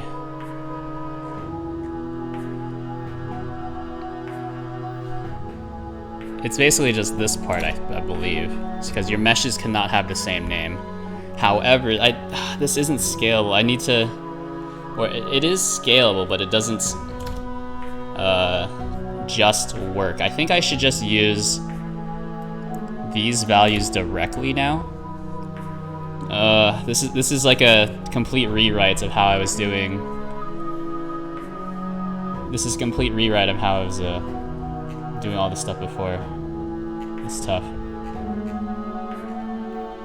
I think my brain was working a bit faster. Or worked a bit better back when I first wrote this.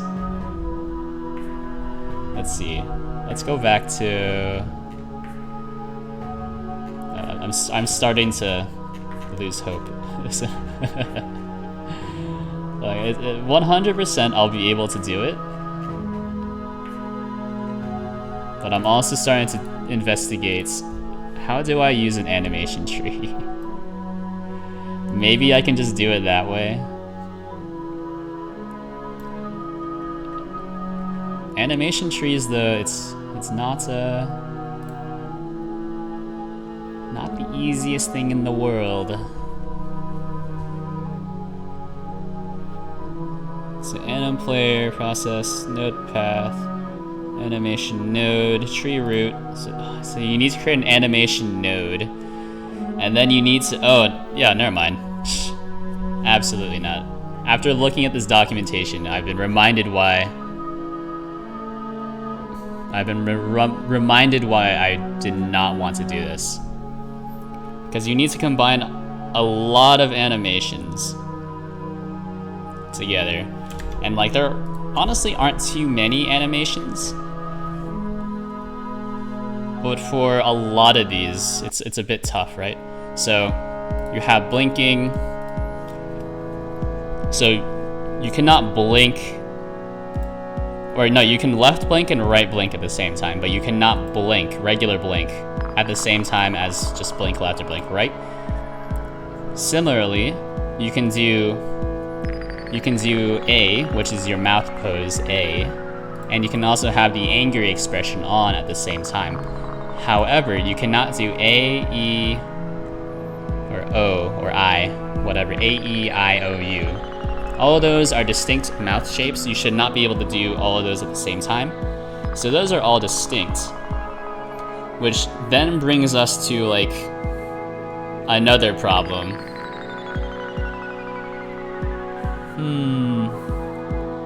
Actually, I think the easiest way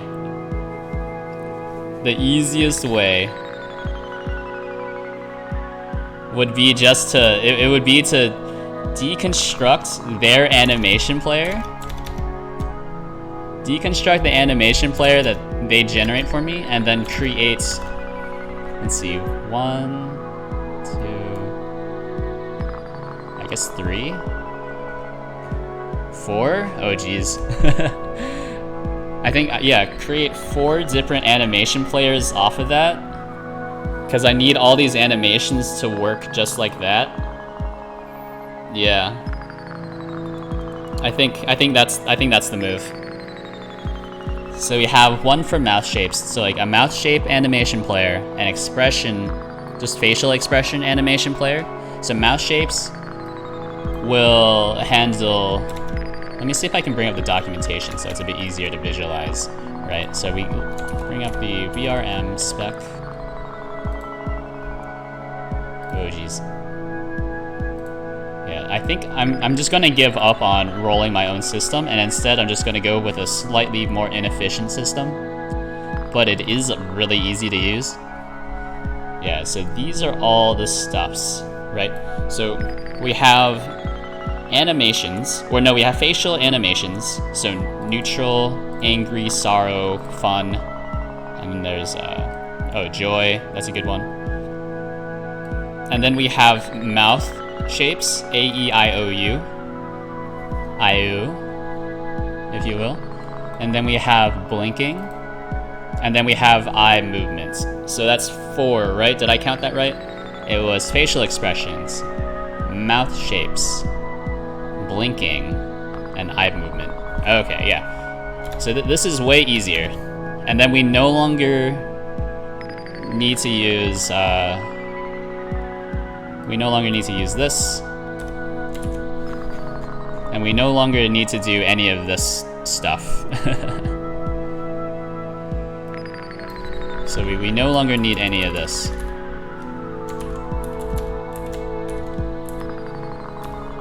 So it's pretty garbage, for sure. And at the very end, we need to do this as well. So we'll do, at the very end, we'll anim player, just cue free. But in its stead, we're creating, what is it? We're creating a, what was it? I called it facial expressions animation. We'll call it animation player instance. Can you instance an animation player?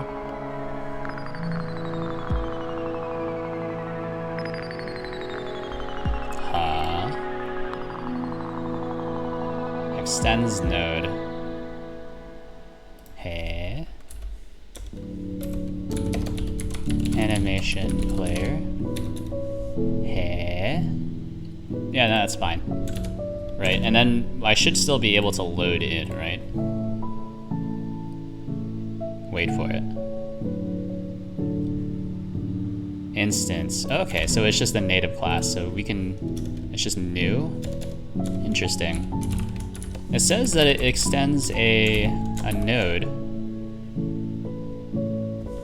I suppose it's in the same way that a label uses new. So facial expressions, and then we'll need to grab several things from the original animation player. So we'll do at the very end here. We'll do. Well, let's just pre-generate all the ones that we need. So this is facial expressions, mouth shapes, animation player,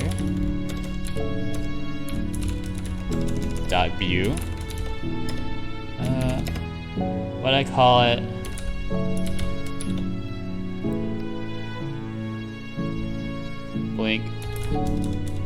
Blinking. Animation player. new. Excuse me.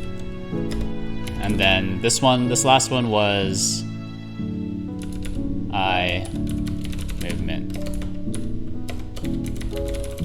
animation player dot new. Beautiful. And at the very end here, well, at the very end we'll need to add them all, but first I need to. Actually, wait a minute. Yeah, we should just store them all here. Yeah. What am I thinking?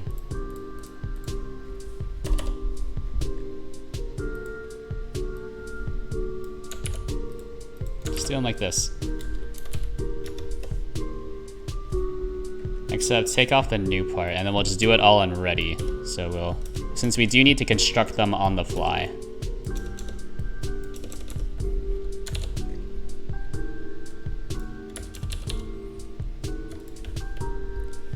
But this way we don't need to rename them. So now we'll copy kind of the same path here. Well, no, since I know what the animation names are, right?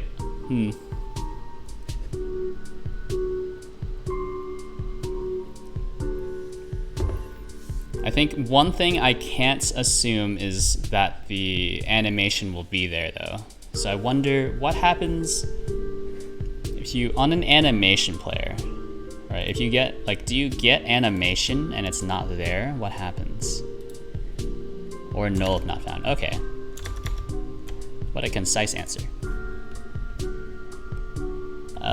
So yeah, so we'll just loop through every single one and then see if it's there. So we'll do, yeah, var a, which is, yeah, I'm just gonna go off this list on the right here.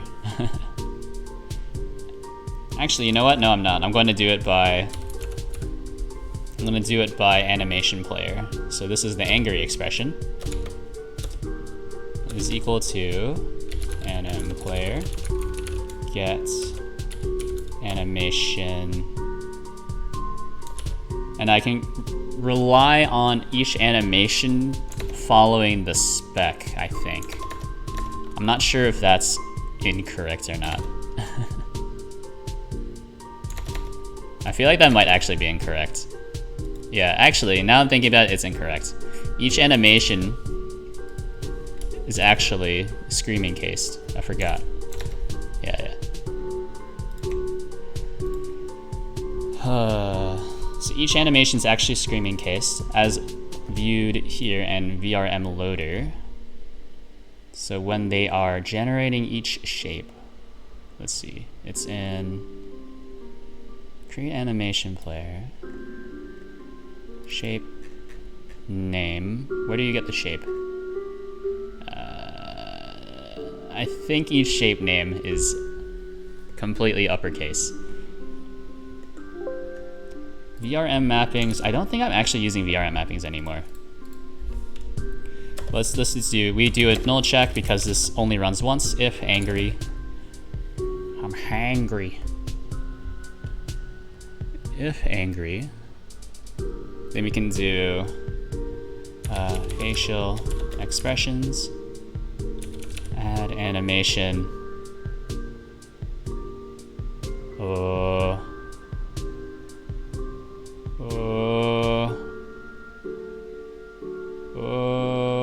Okay, I think this is still fine. Then angry, just like that. I think that should work. Yeah, that's fine.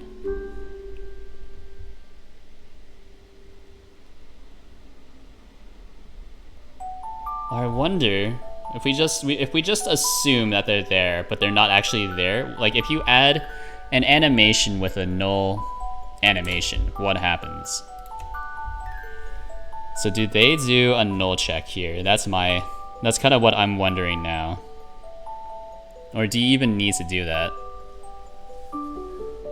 Anim track, add track.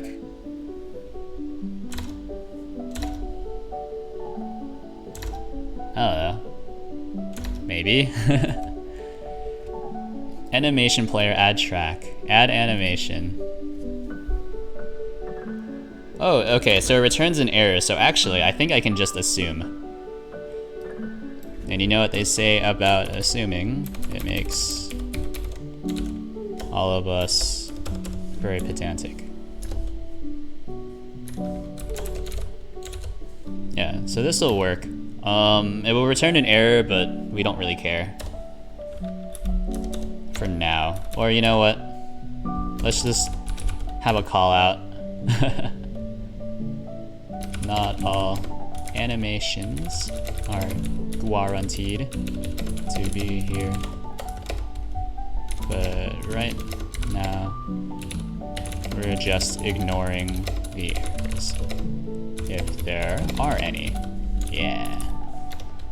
So facial expressions, add animation. Where is it? VRM mappings. Oh, this is not facial expressions. It's supposed to be angry. Alright, so angry, fun.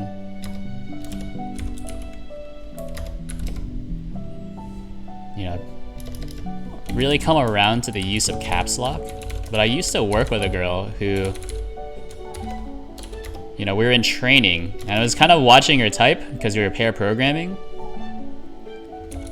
And I noticed that she was hitting the caps lock key every time she needed to like capitalize a letter, even if it wasn't like all caps. And it started to like absolutely blow my mind. It's like, wait, like, can you like type out this sentence real quick for me? And she's like, yeah. It's like, do you not use the shift key? And she was like, no. I was like, I feel like, I'm not sure why you're confused. This is not something you get a lot. It's like people asking you like, why do you type using caps lock? Or no, you capitalize letters using caps lock. Not just type using caps lock. Like, I think if, you know, you just typed everything in all caps all the time. I get it. You're lazy. Or you're like a journalist or something, I suppose. Type everything in all caps.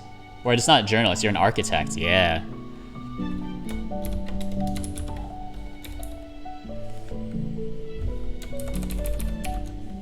But like, you're just programming? Or you're just regular typing, you use caps lock to capitalize letters?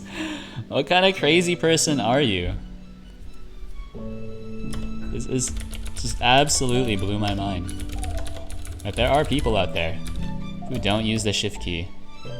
And I wonder if it's like a learned behavior, right? If it's like you like broke your finger at some point when you were learning how to type. And thus from that point onwards, because you broke your finger, you couldn't hold down two keys at once. Yeah, so from that point forward, you just just use caps lock instead of the shift key. I wonder if that's what happened.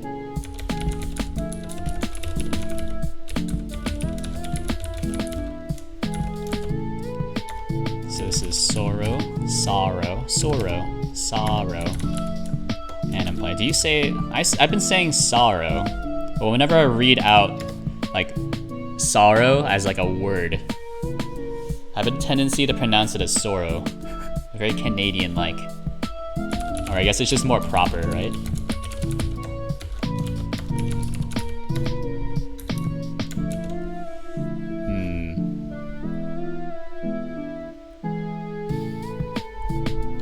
Alright, so that's all of that stuff.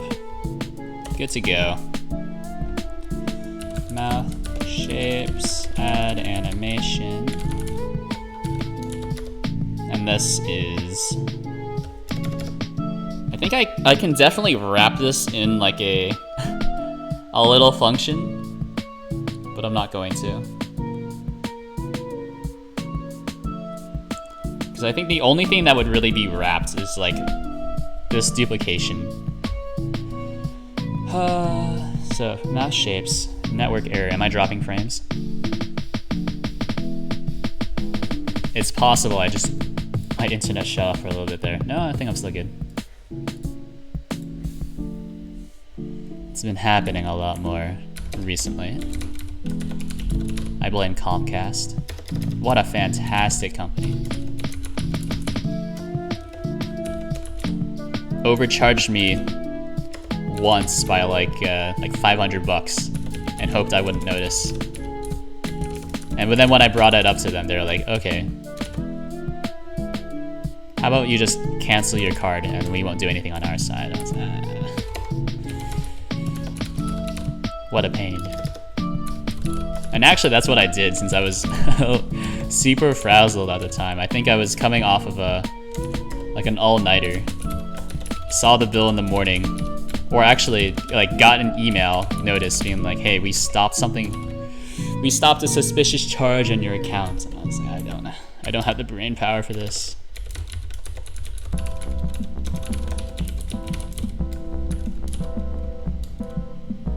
So I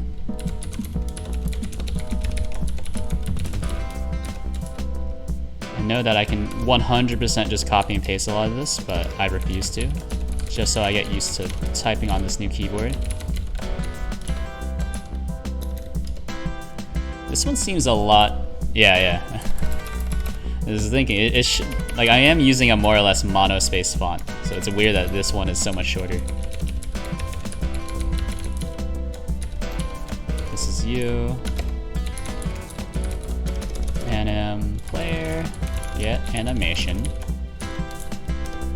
You. There we go.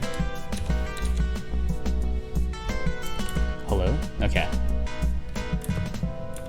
And then we'll just add everything at the very end. Wait, no. This is...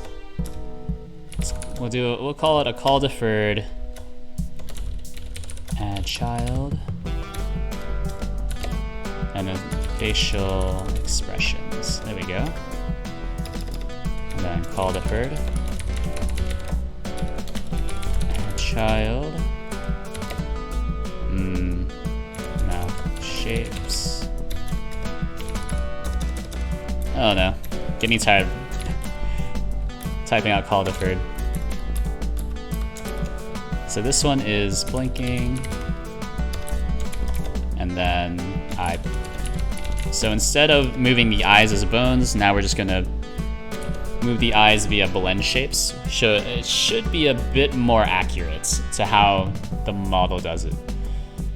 But I don't remember. I think when in my discussions with the VRM people, or at least the Godot VRM people, they said that some models use blend shapes for eye movement. Some models just use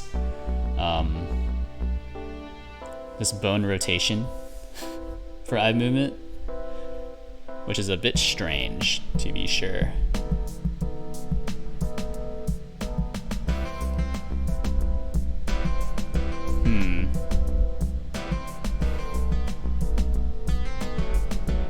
Oh, look.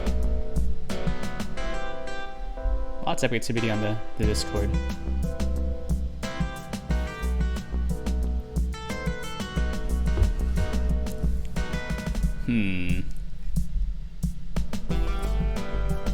What is this?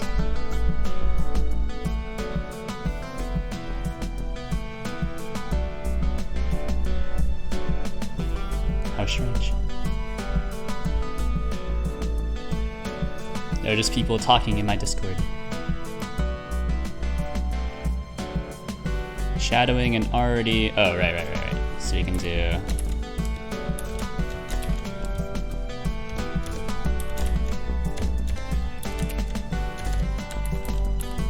Boom. Boom. Boom. And then... Okay. So there we go.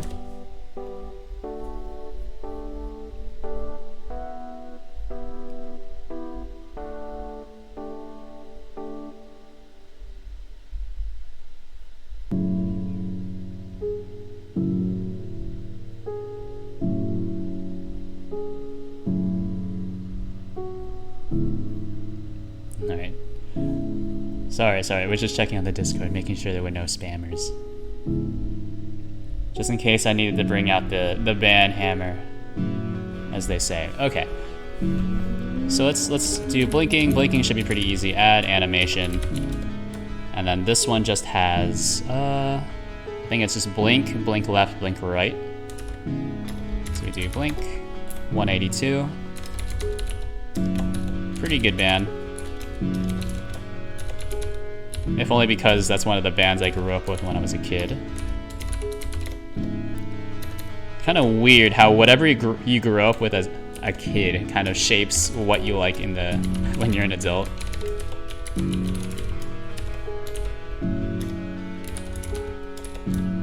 Because like I think my family as a whole isn't very musical, so I didn't really listen to a lot of like older generation songs. Or when I did, it was like the Beatles, which, you know, pretty good band. Pretty good band. You can listen to a lot worse. But other than that, it was mostly just like whatever was edgy at the time, since that's what I was as a kid. Very edgy. So I listened to a lot of Nirvana, lots of Linkin Park.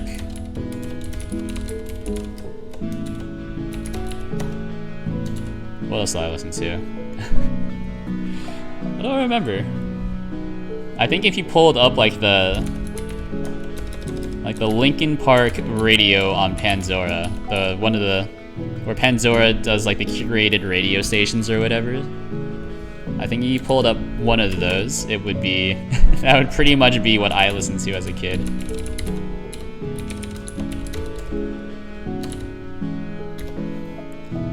So whenever I work out, that's actually generally what I work out to. But when I'm more actively listening to music, I prefer instrumental tracks. It's just calmer, and it's, you know, it doesn't tell me how to feel about the music, right? That's what I feel about lyrics. Is like they tell you it's kind of like cheating, right? It tells you how to feel, more or less.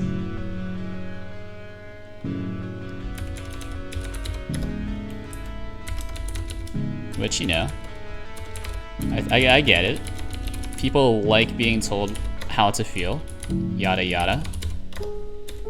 Even if they say that they don't. Oop.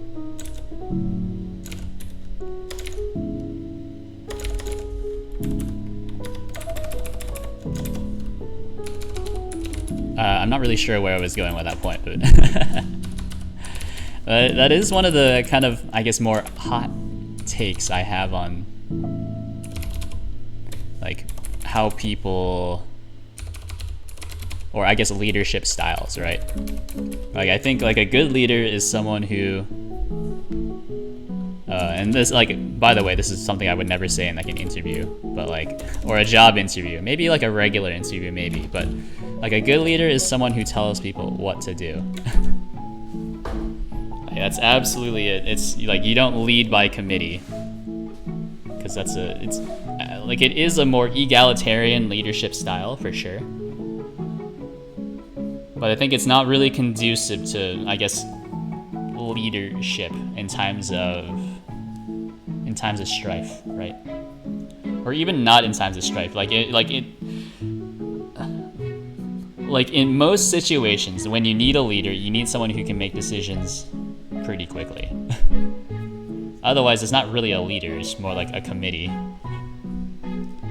And committee, almost by like definition, is slower because you have lots of people coming to a consensus, more or less. If not a consensus, then just like a majority.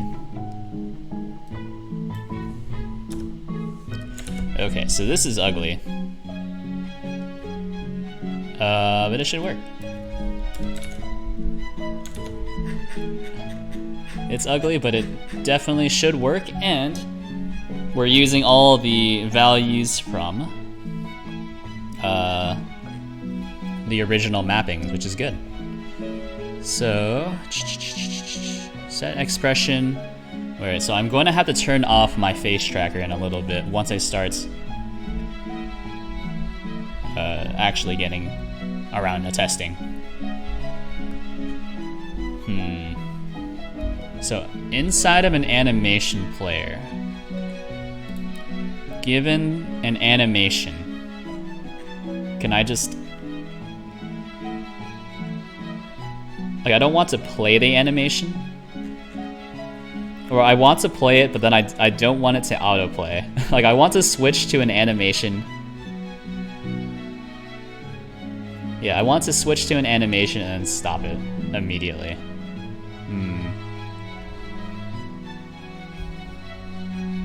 Let's see.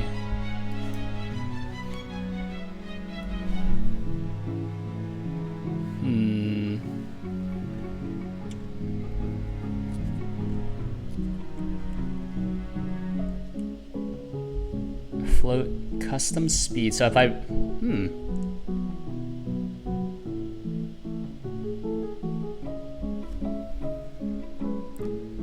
Okay, so if I do this, right? So I have each animation player. Oh, I have a lot of windows open. Oh, baby. Yeah, this is fine. We don't need this anymore. Yeah, so if I pass in an animation name, custom blend -1, sure, but then custom speed I set to 0. Wait, no, hold on. So you play it, and then we seek. Right? I think we can do this.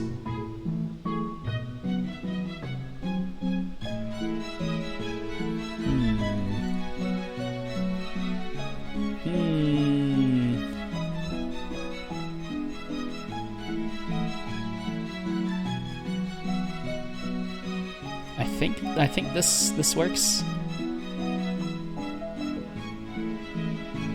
I think this works. Yeah.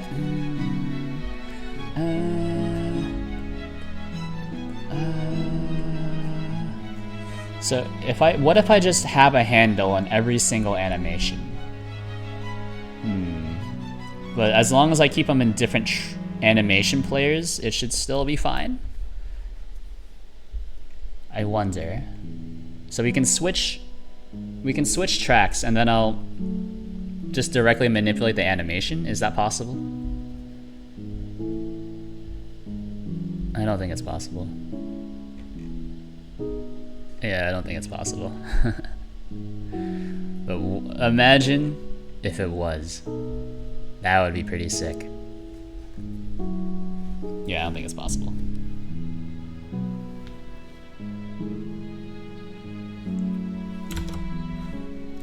Okay, so I think I have to do...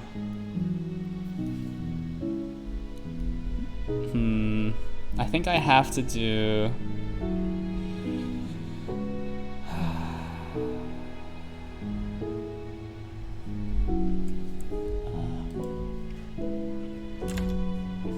Losing my mind. Set expression weight.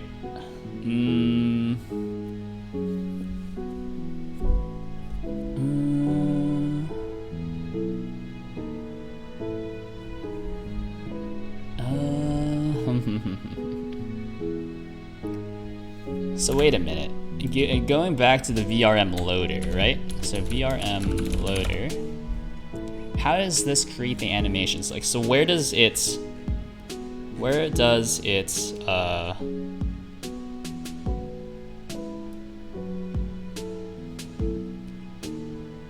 like where does this thing do its stuff? So multiply, so insert key at this point. So okay, so every track is from 0 to 1. Okay, so every track is from 0 to 1. So okay, this'll work. So we yeet everything here, get yoted. Throw it in a pass here. Please. Oh, different keyboard. My other keyboard, I have escape mapped to the caps lock key.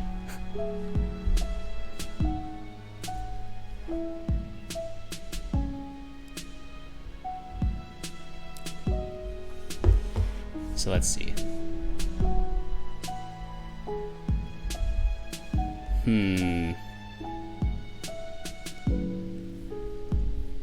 So now we'll have expression name, and then I'll just need to figure out which animation player to pass stuff into, maybe? Or what if I do, we can do, what if I do this? What if I do this? Undo.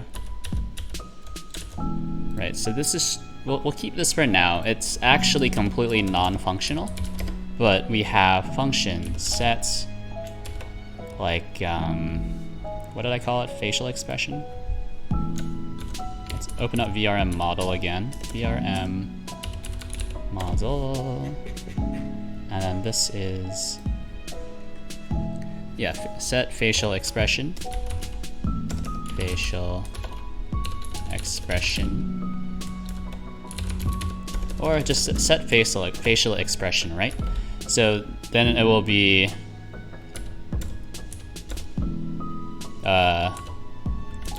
ename,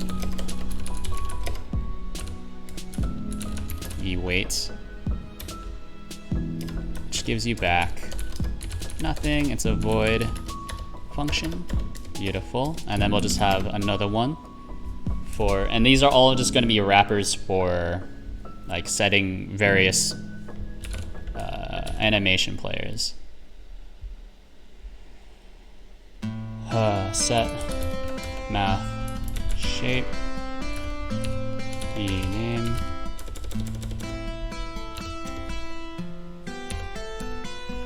actually this should be like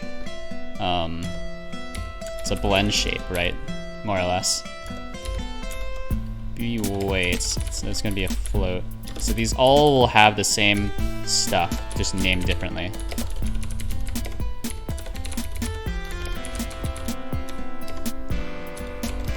So void doesn't do anything right now. This one is set blinking ename. I'm just typing for the fun of it at this point. This would be faster to copy and paste 100%. Func set eye movement.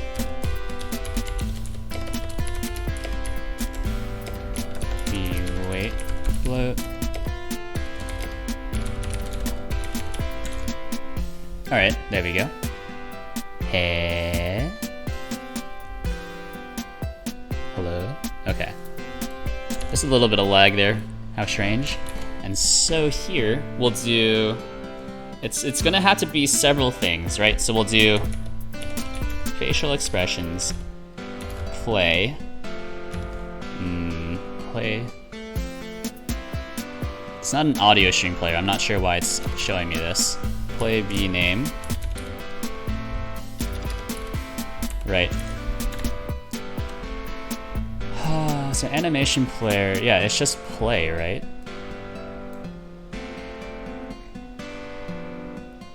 Right? No, play? Is it not play? Yeah, it is play. And then we also want to seek. Is it actually seek?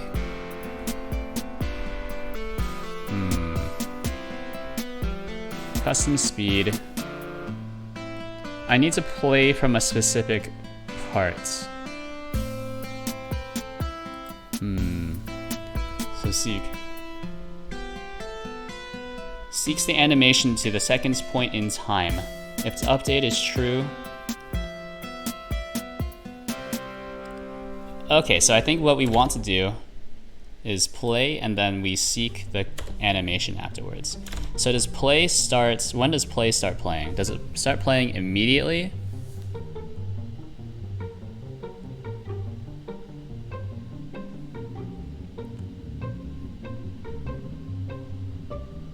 To perform the update immediately, call advance. Okay, so we can do this. So facial expressions, advance, 0. I'm not sure how slow this will be since we'll be running this basically constantly. I think at this point it might be better to go back to like the blend shape part, but we'll see.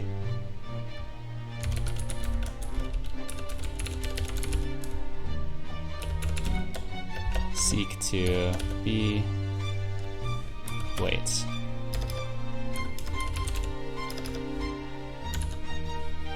So that's really gross, but I'm like 90% sure this will work. Which isn't the highest confidence I've ever had.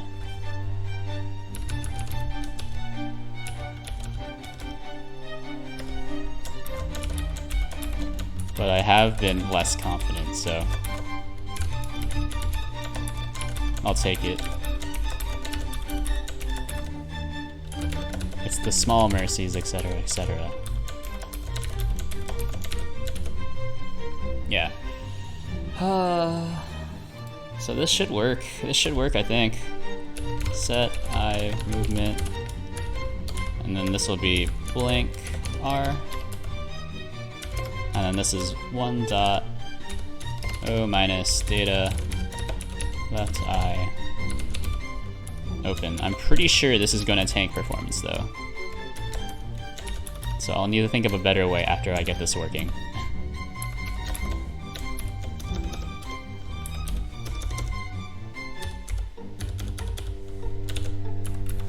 Okay, I think that's, yeah, I'm pretty sure that this is the points it loads it at. Yeah, this point right here. Actually, it's 5 nines. Oh, baby.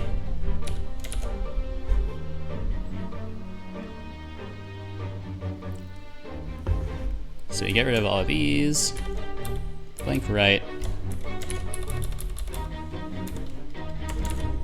Change this one small thing to blank left.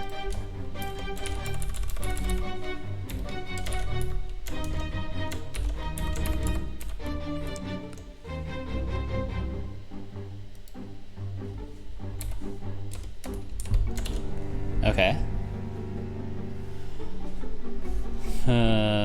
I don't remember if this was a bug or not, or if I was trying to prevent something else from happening. Don't remember. And so this is this stuff. This is just the transforms. Let's keep that. I think this is fine, actually. We're gonna keep this for now. This one, this is set mouth shape A, and then we'll grab whatever this is. Whatever the crazy expression I came up with before. Alright, so say goodbye to the duck. I'm gonna turn this off. Wait for it to slowly load out. Did I drop any frames? I did drop some frames. Hey yo, still pretty high. Excuse me.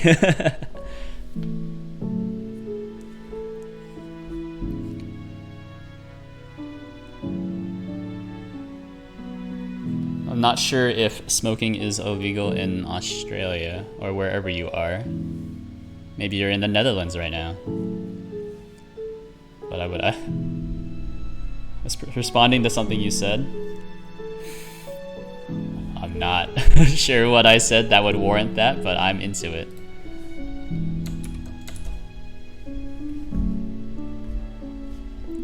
Alright. It's not my fault you ignore chat. I'm sorry. There's been no chat activity, so I've been focused on just talking to myself. It's a tough life. It's a tough life being a small streamer, you know?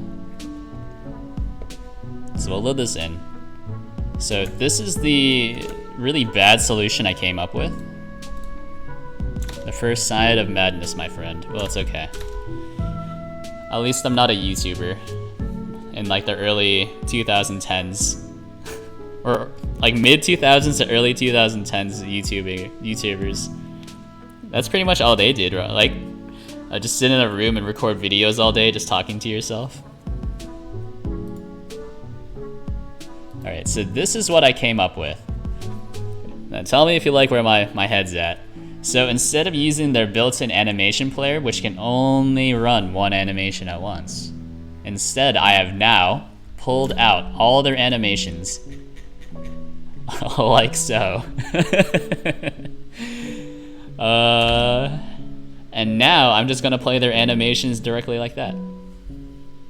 And so I have determined, I guess, which animations kind of fit into which animation player, and which animations cannot be played over each other. Doesn't Godot have animation blending? Yes, it does. However, it's very clunky to do programmatically. So if you want to do animation blending, it's mostly like a visual tool. If you want to do it programmatically, I think I do need someone's help if I want to do it programmatically.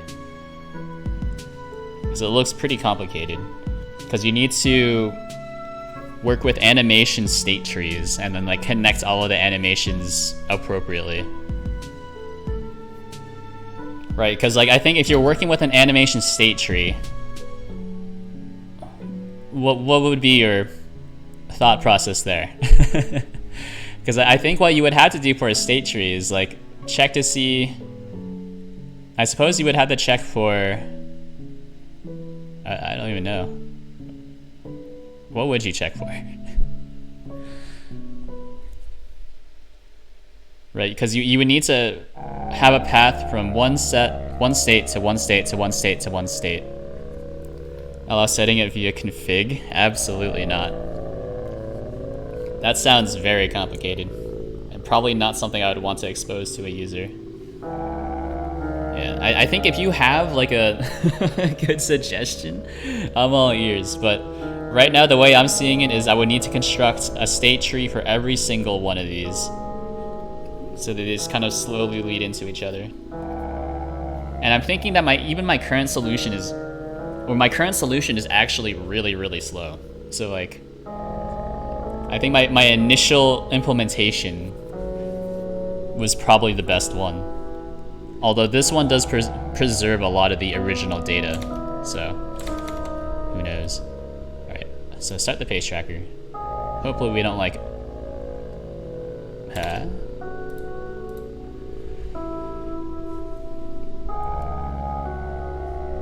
Oh, this happened before.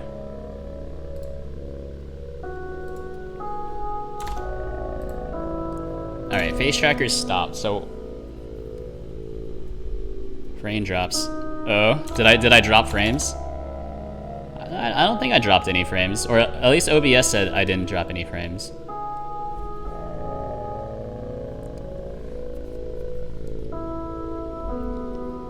Is it me? Yeah.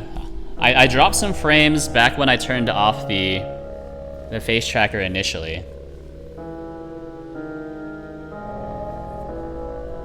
But OBS says I've only dropped 32 frames, so.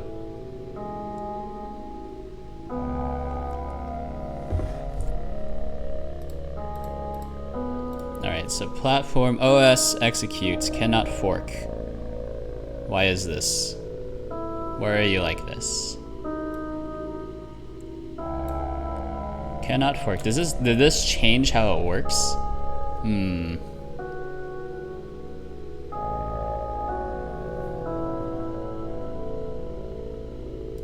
System options. So we don't want it to block, that's for sure. Execute path string, arguments, yes. Blocking, false, and then we don't need any output. What is output?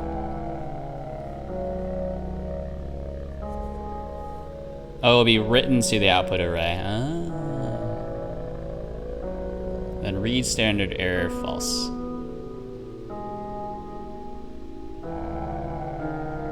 Return value also depends on the blocking mode. When blocking, the return an exit code of the process. When non-blocking, the method returns a process ID, which you can monitor. Okay.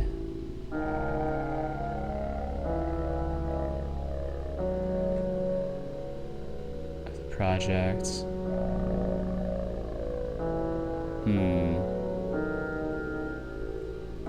I think this is a bug. I think this is a bug.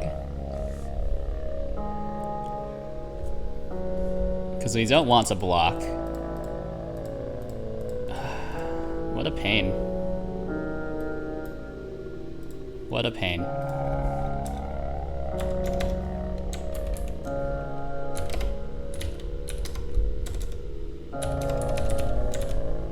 Oh, don't do this.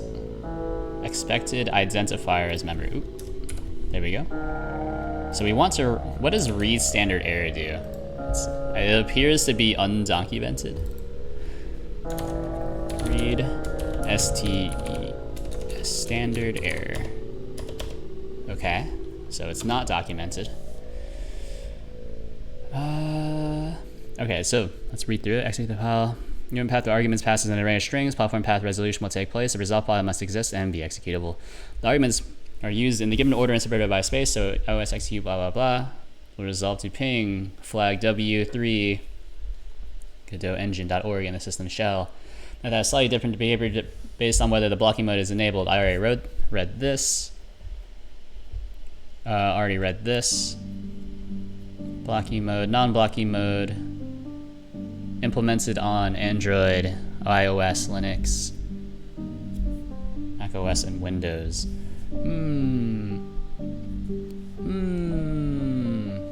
So is it just not working then? What was the error? Cannot fork. Error can't fork. So we go to Godot on GitHub. Sorry, let me look at the labels. Is there one for 3.x or 3x?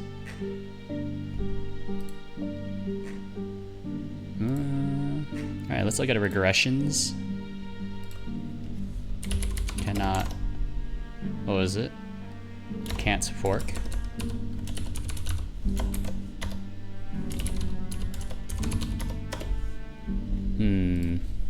OS execute. I think this is issue worthy, yeah. Because this used to work. This used to work 100%. But now I'm just getting this.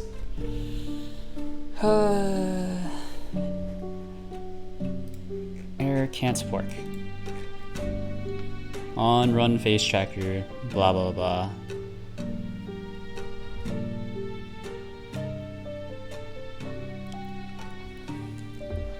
Windows, OS, Windows, C++, 287. You know what? I think I'm going to take a look at it really quick. Don't mind me, just looking at code. So this was in platform Windows. Platform Windows. OS Windows. C++, I believe. 2827. Only a few thousand lines, easy. 2827. So it was in create process. I wonder what happened here. Create process. Oh. Is it this part right here? Is it this part right here?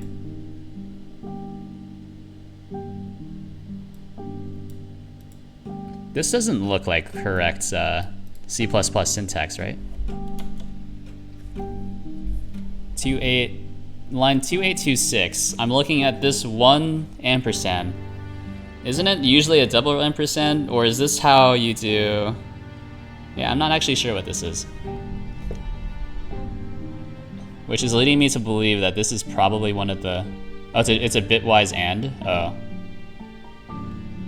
Well, something on this line is not executing correctly. So hold on.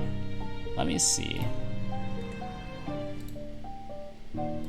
I'm like 90% sure this isn't me. So something has changed on this.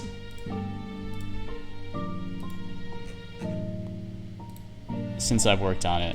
Because I really do want to move over to the latest Godot version instead of using my own custom thing, because it's making things pretty difficult. So what is this process? What is this function called? This is OS Windows executes. 2 8s. Oh, okay, nice.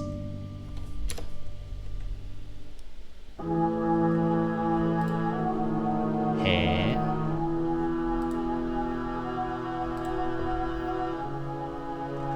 This is called this.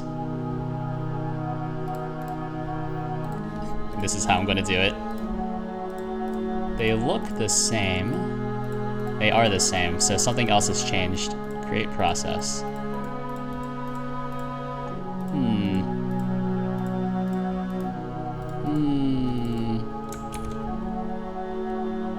Is it just you? Create process. Yeah, it's just you.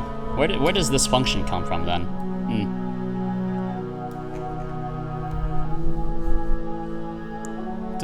Am I able to do other stuff? Hold on.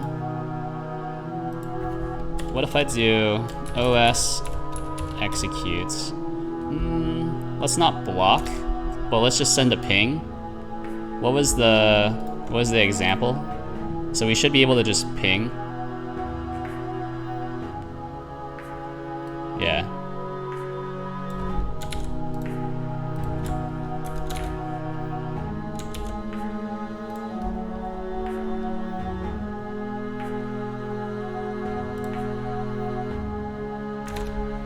So I should get 2 errors, right? Oh, no.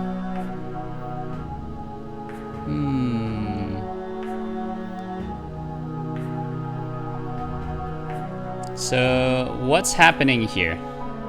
What's happening here? Oh, it's because...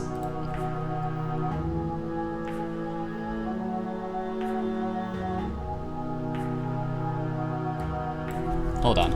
I think I got it. It's because of this. It's because I'm executing this from the bin. So if I copy this and actually put it into my regular bin, I think that should solve a lot of my problems. So this is Godot 3.3.4 beta. No, this is 3.4, not 3.3.4, just 3.4. Totally messed that up. Professional programmer, by the way. Alright. Yeah, so after seeing that the code didn't change, I was then convinced it was me who was wrong. So that's fair.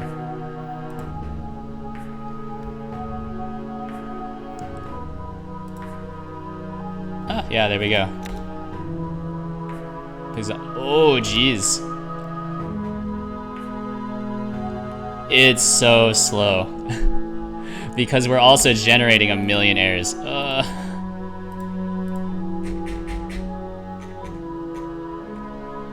Animation not found. Ooh, set eye movement. Blink L not found. Ooh, okay, so let me see. Playback from current. Alright, so a lot of it's just blinking. Okay, so let's not do that stuff just yet, and we'll take a look at whatever's inside of the animation player. So one of these is the correct one. Not this one. Not this one. This one. Blink L. Did I not do this correctly? Set blinking. Oh, okay. There we go. Blinking, blinking, blinking, blinking. There we go. That should be good. Ooh. Okay, blinking, by the way, needs to be blinking, or set blinking. Set blinking.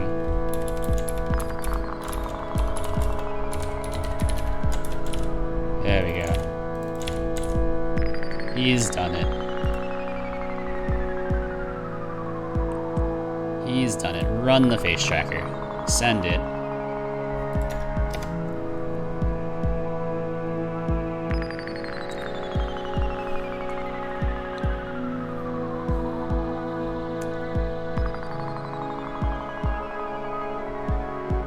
Okay, so that's one thing, is that I think these are backwards. Oh yeah, the eyes are backwards, by the way.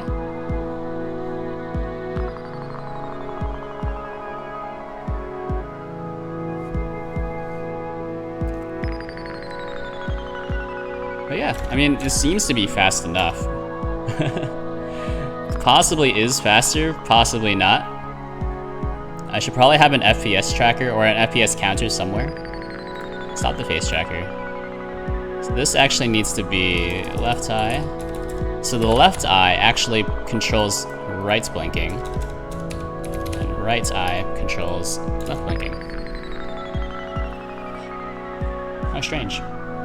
And then...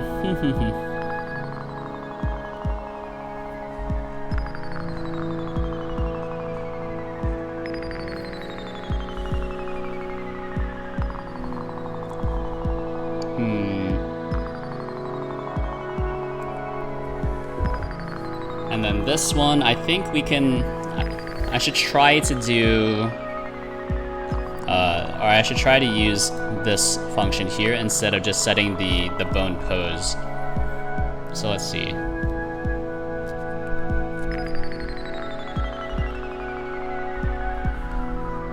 So we have the rotation. Oh man, I remember the rotation being really difficult. I remember the rotation being really difficult. So if we don't use any of this, and we just go off the left eye rotation and right eye rotation, right?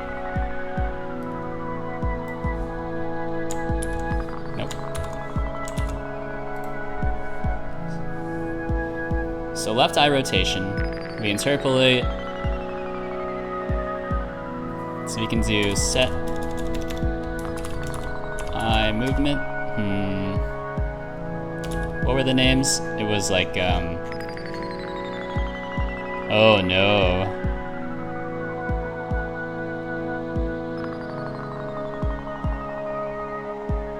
That's tough. That's tough. So how do you know? Like, I have the rotation, and then I need to...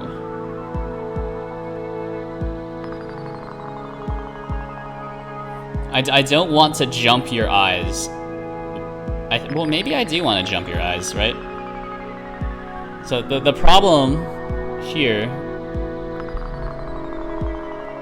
The problem here is that...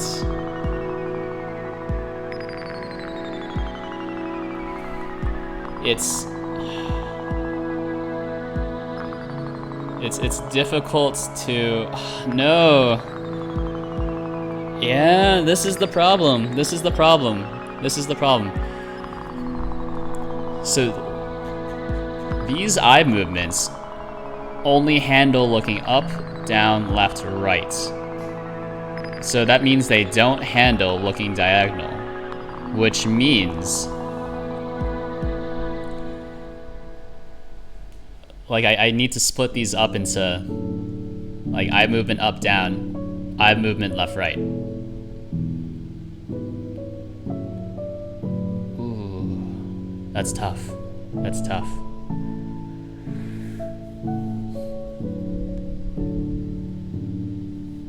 And like, I could keep doing this via, I guess just bone rotation, but that's incorrect for some cases.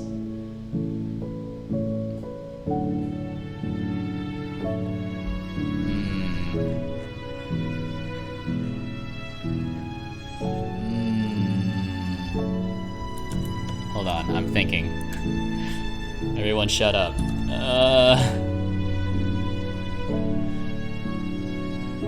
That's tough. That's tough. No. Alright, well. Get ready for a 24-hour ban, my friend, permanently.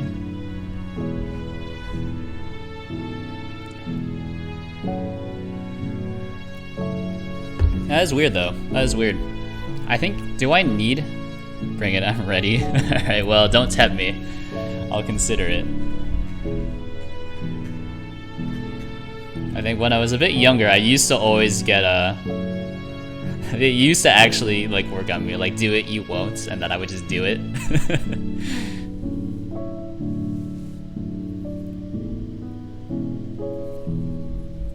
Oh, no. Yeah. I think this is what I have to do. Or actually, do I need to split out eye movement into their own animation players entirely? Is that...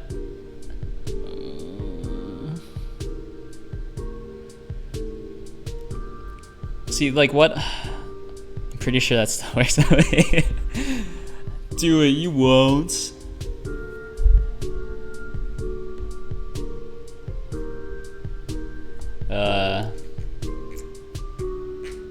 Okay, so tell me if you like where my head's at.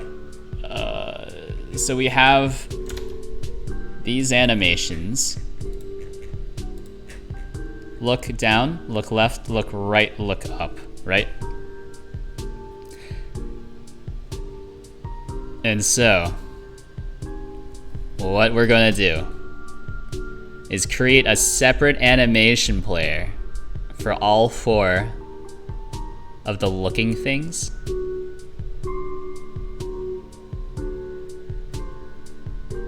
Wait, no. No, I think we just need 2. We just need 2, right? So, and the reason why I'm saying that we need to split these up into 2 different animation players is that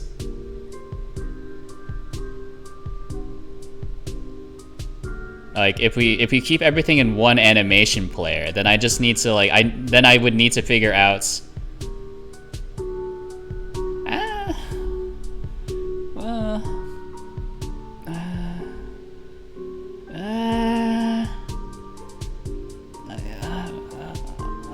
I don't know. This is hard. This is hard. I'm not sure what to do here. So we have the rotation. And then we have the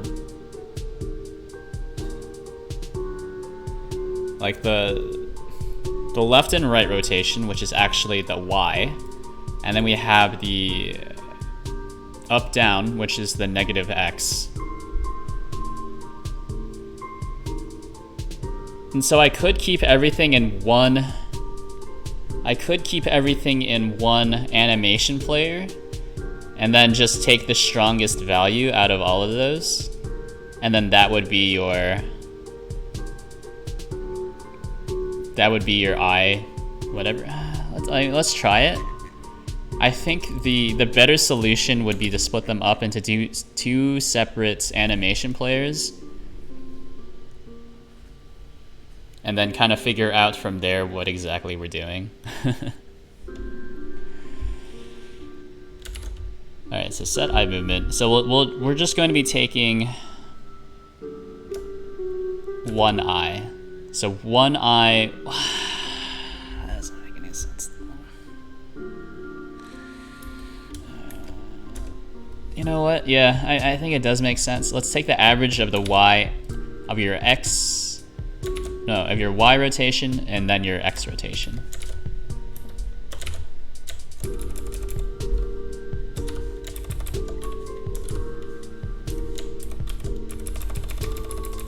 So it's your Y and then your X rotation. Those are your averages. And then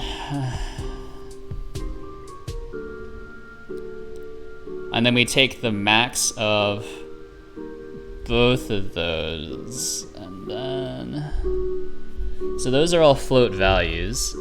Sure. My brain is breaking. So if average X rotation, I think I prefer to do X before Y. It just makes my brain happier. So average I X rotation is greater than or equal to minus then average Y rotation, and we'll do set eye movement. Well, we need to do something based on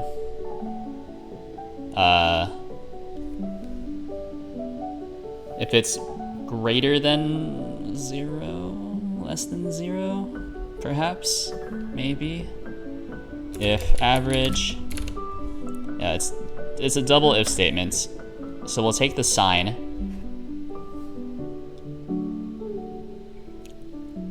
I said we're going to take the sign, but actually no, we're not. So is greater than or equal to 0, then set eye movements. I think it's look. If you're greater than 0, I'm trying to picture from the model's view, then you're going to be looking right. Look right. Average X rotation. Yes. Else, then it'll be look left. I think that should be fine. It won't be too jarring, I think. And then this is similar. So if average IY rotation is greater than or equal to 0, then I believe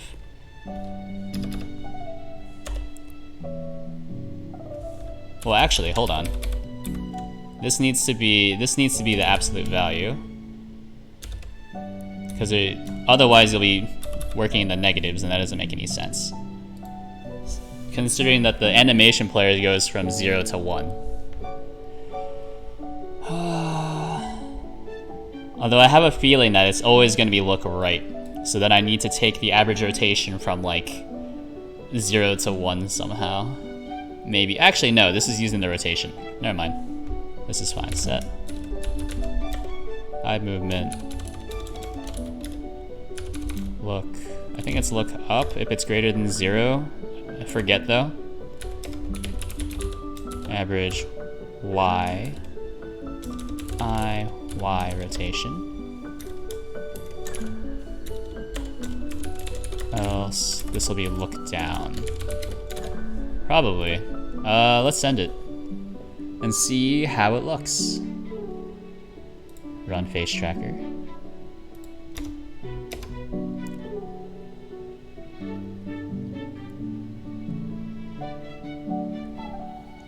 Need to do this a little bit.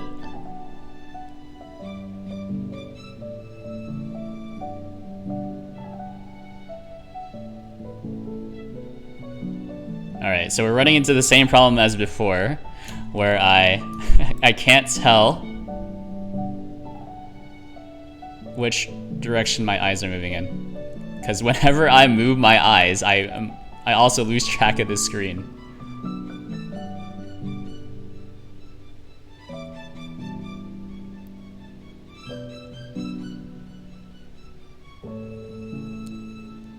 It's weird though. I can wink fully with my right eye, but I can't wink fully with my left eye. Time for a face cam? Absolutely not. Alright. So I'm looking to my right, and then I can see on my stream monitor that I'm looking to my literal right on the model, which is incorrect. If I look to my left, back, so look left, look back, look left, look straight, look left, look straight, look left, look straight. Yeah, it doesn't appear to be working.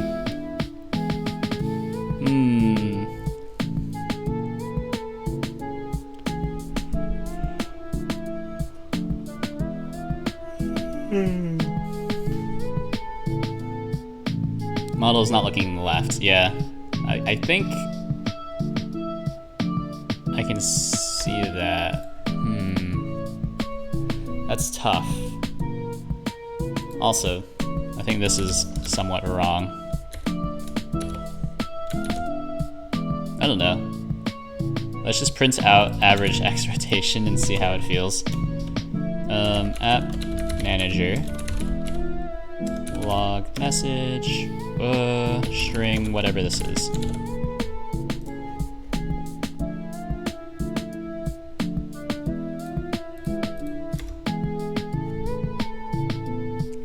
Ugh, my neck.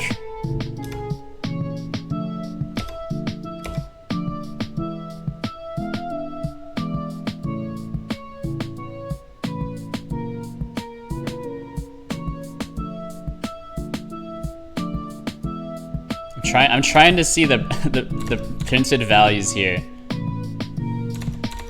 Actually, I should be looking at these. It's still really hard since I can't see it. I can see that we're dipping into the negatives occasionally. But is it negative enough? Maybe I need to rotate the neck a bit. Roll my eyes around my head.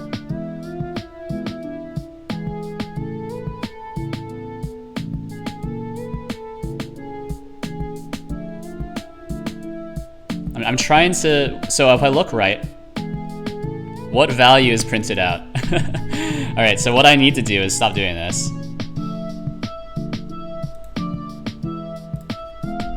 And then I actually need to wait for input. So only prints it out if I press a specific key. So input, if input is key pressed, I don't know, key 0.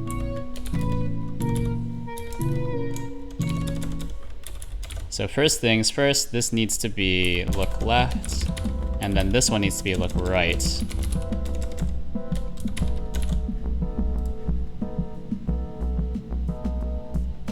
And then now I'm just going to be pressing 0 a few times to see if I can get a correct value. Work, flex the face tracker, zoom in a bit so it's easier to see. Roll my eyes around in my head. It's actually a little uncomfortable after doing it a few times. So now we can look right, slightly. We're not looking left, so if I look right,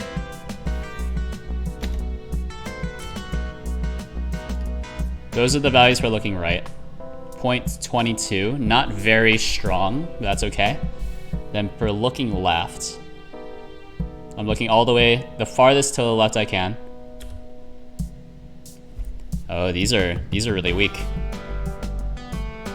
So it's biased towards looking left. I wonder if it's because of where I'm looking on the face cam, because I think the eye tracking is based off of offsets as well. So if I do this, and now I look right, left, left, left. Why is left so much worse? Why is left so much worse?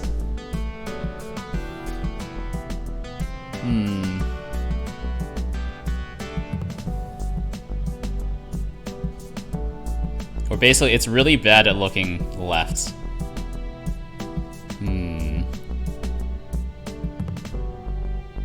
Well, so let's scale it a bit so we can take the, let's do this. We'll take the minimum. Wait, no. Wait, yes. Wait, no.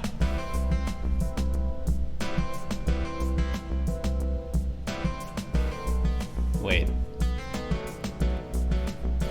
Yeah. We want the minimum between this one and this one, and then we'll want to multiply by this by 2. There we go. That's easy. So minimum of whatever this, and then times 2.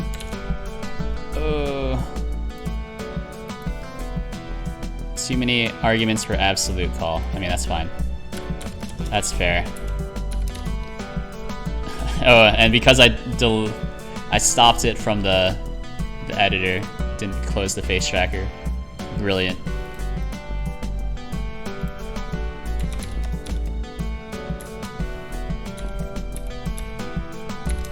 So times 2. And then, oh, this should be like 0.99999. 0.99999. I should make this a constant, actually. And then the minimum of this. And 1. No. 99999. Multiply by this by 2. Just to make it slightly stronger.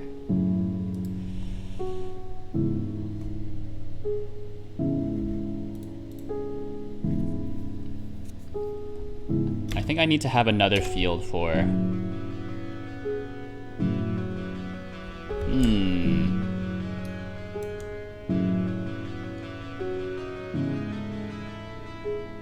I look, what the heck? Rotate. Do a little bit of rotation. A little bit of rotation. All right, now we're calibrated probably, and you can kind of see my eyes are jittering now because we're now bouncing between multiple animation players, or not multiple animation players, but multiple animation states. So I look left. It's only 15. If I open my eyes really big, reset my offsets. Look right. Are they? Huh? Oh wait, no, because this is actually the value that's getting passed in.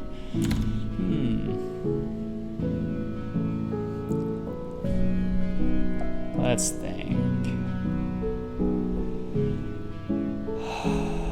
This is tough. This is tough. I think the solution here is to break everything out into its own animation player.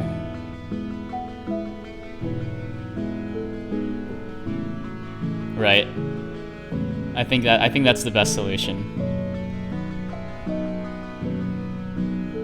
Or I guess the alternative solution is to just go back to what I had before, where I mapped all the blend shapes individually.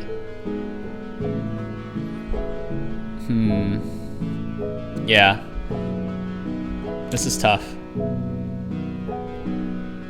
It's not really a good solution. I think I'll probably ask the VRM guys, the Godot VRM people, and see what they think.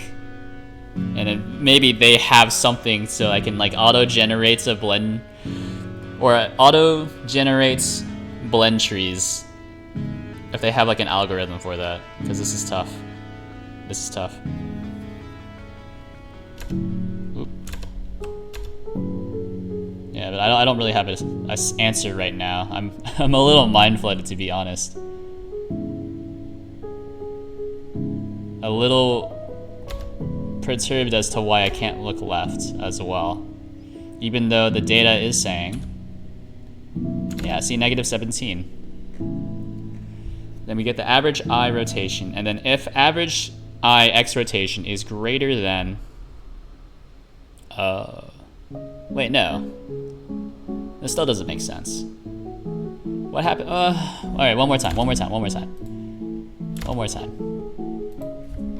We'll do if input is key pressed, key 1, manager, log message, string average, string average y rotation. Alright, let's do it. Last one. I need to check the y rotation and the x rotation. The two most important things. So flex the model.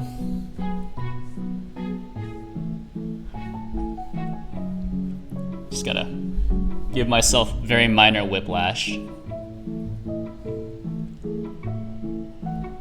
It's probably good for my back actually to like just flex myself like that. All right, so we have 0. So 0 will give me my x rotation. So let's see. We got right, left. Okay. Weird how left is so much worse. And then we'll do up, down, down. Okay, so up and down is pretty stinky, for sure. Yeah, so I'm pretty sure left and right is just always going to be a bit stronger. So I think I should break those out into separate animation players. That's tough, man. So this is up, no, this is right, left, And then up is in a similar position as left, in that it doesn't really get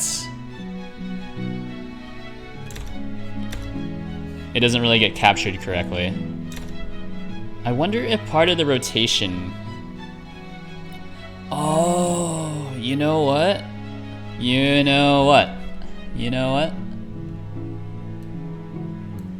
It's how the interpolation data is being captured. That's why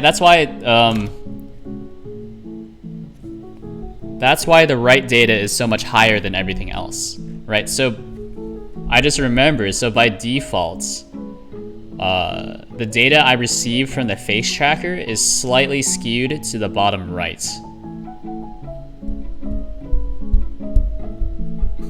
It's bottom right.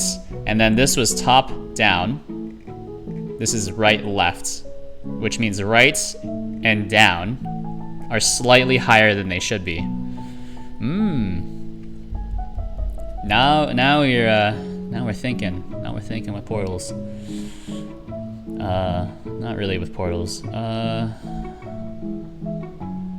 So how do I fix that? That's the question.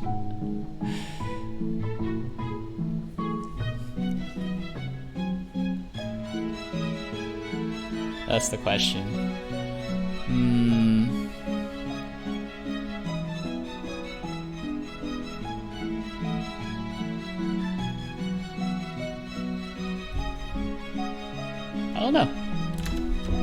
I don't know.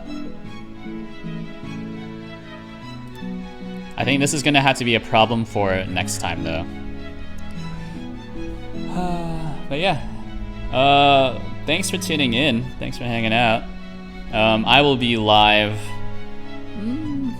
probably Sunday from 7 to 10 p.m. Eastern time. I might be packing at that time though, so I'm not sure. Or I might be like too tired from packing, so we'll call an audible on that day.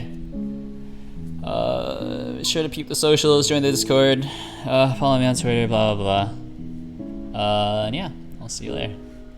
Goodbye. See you later, Knock.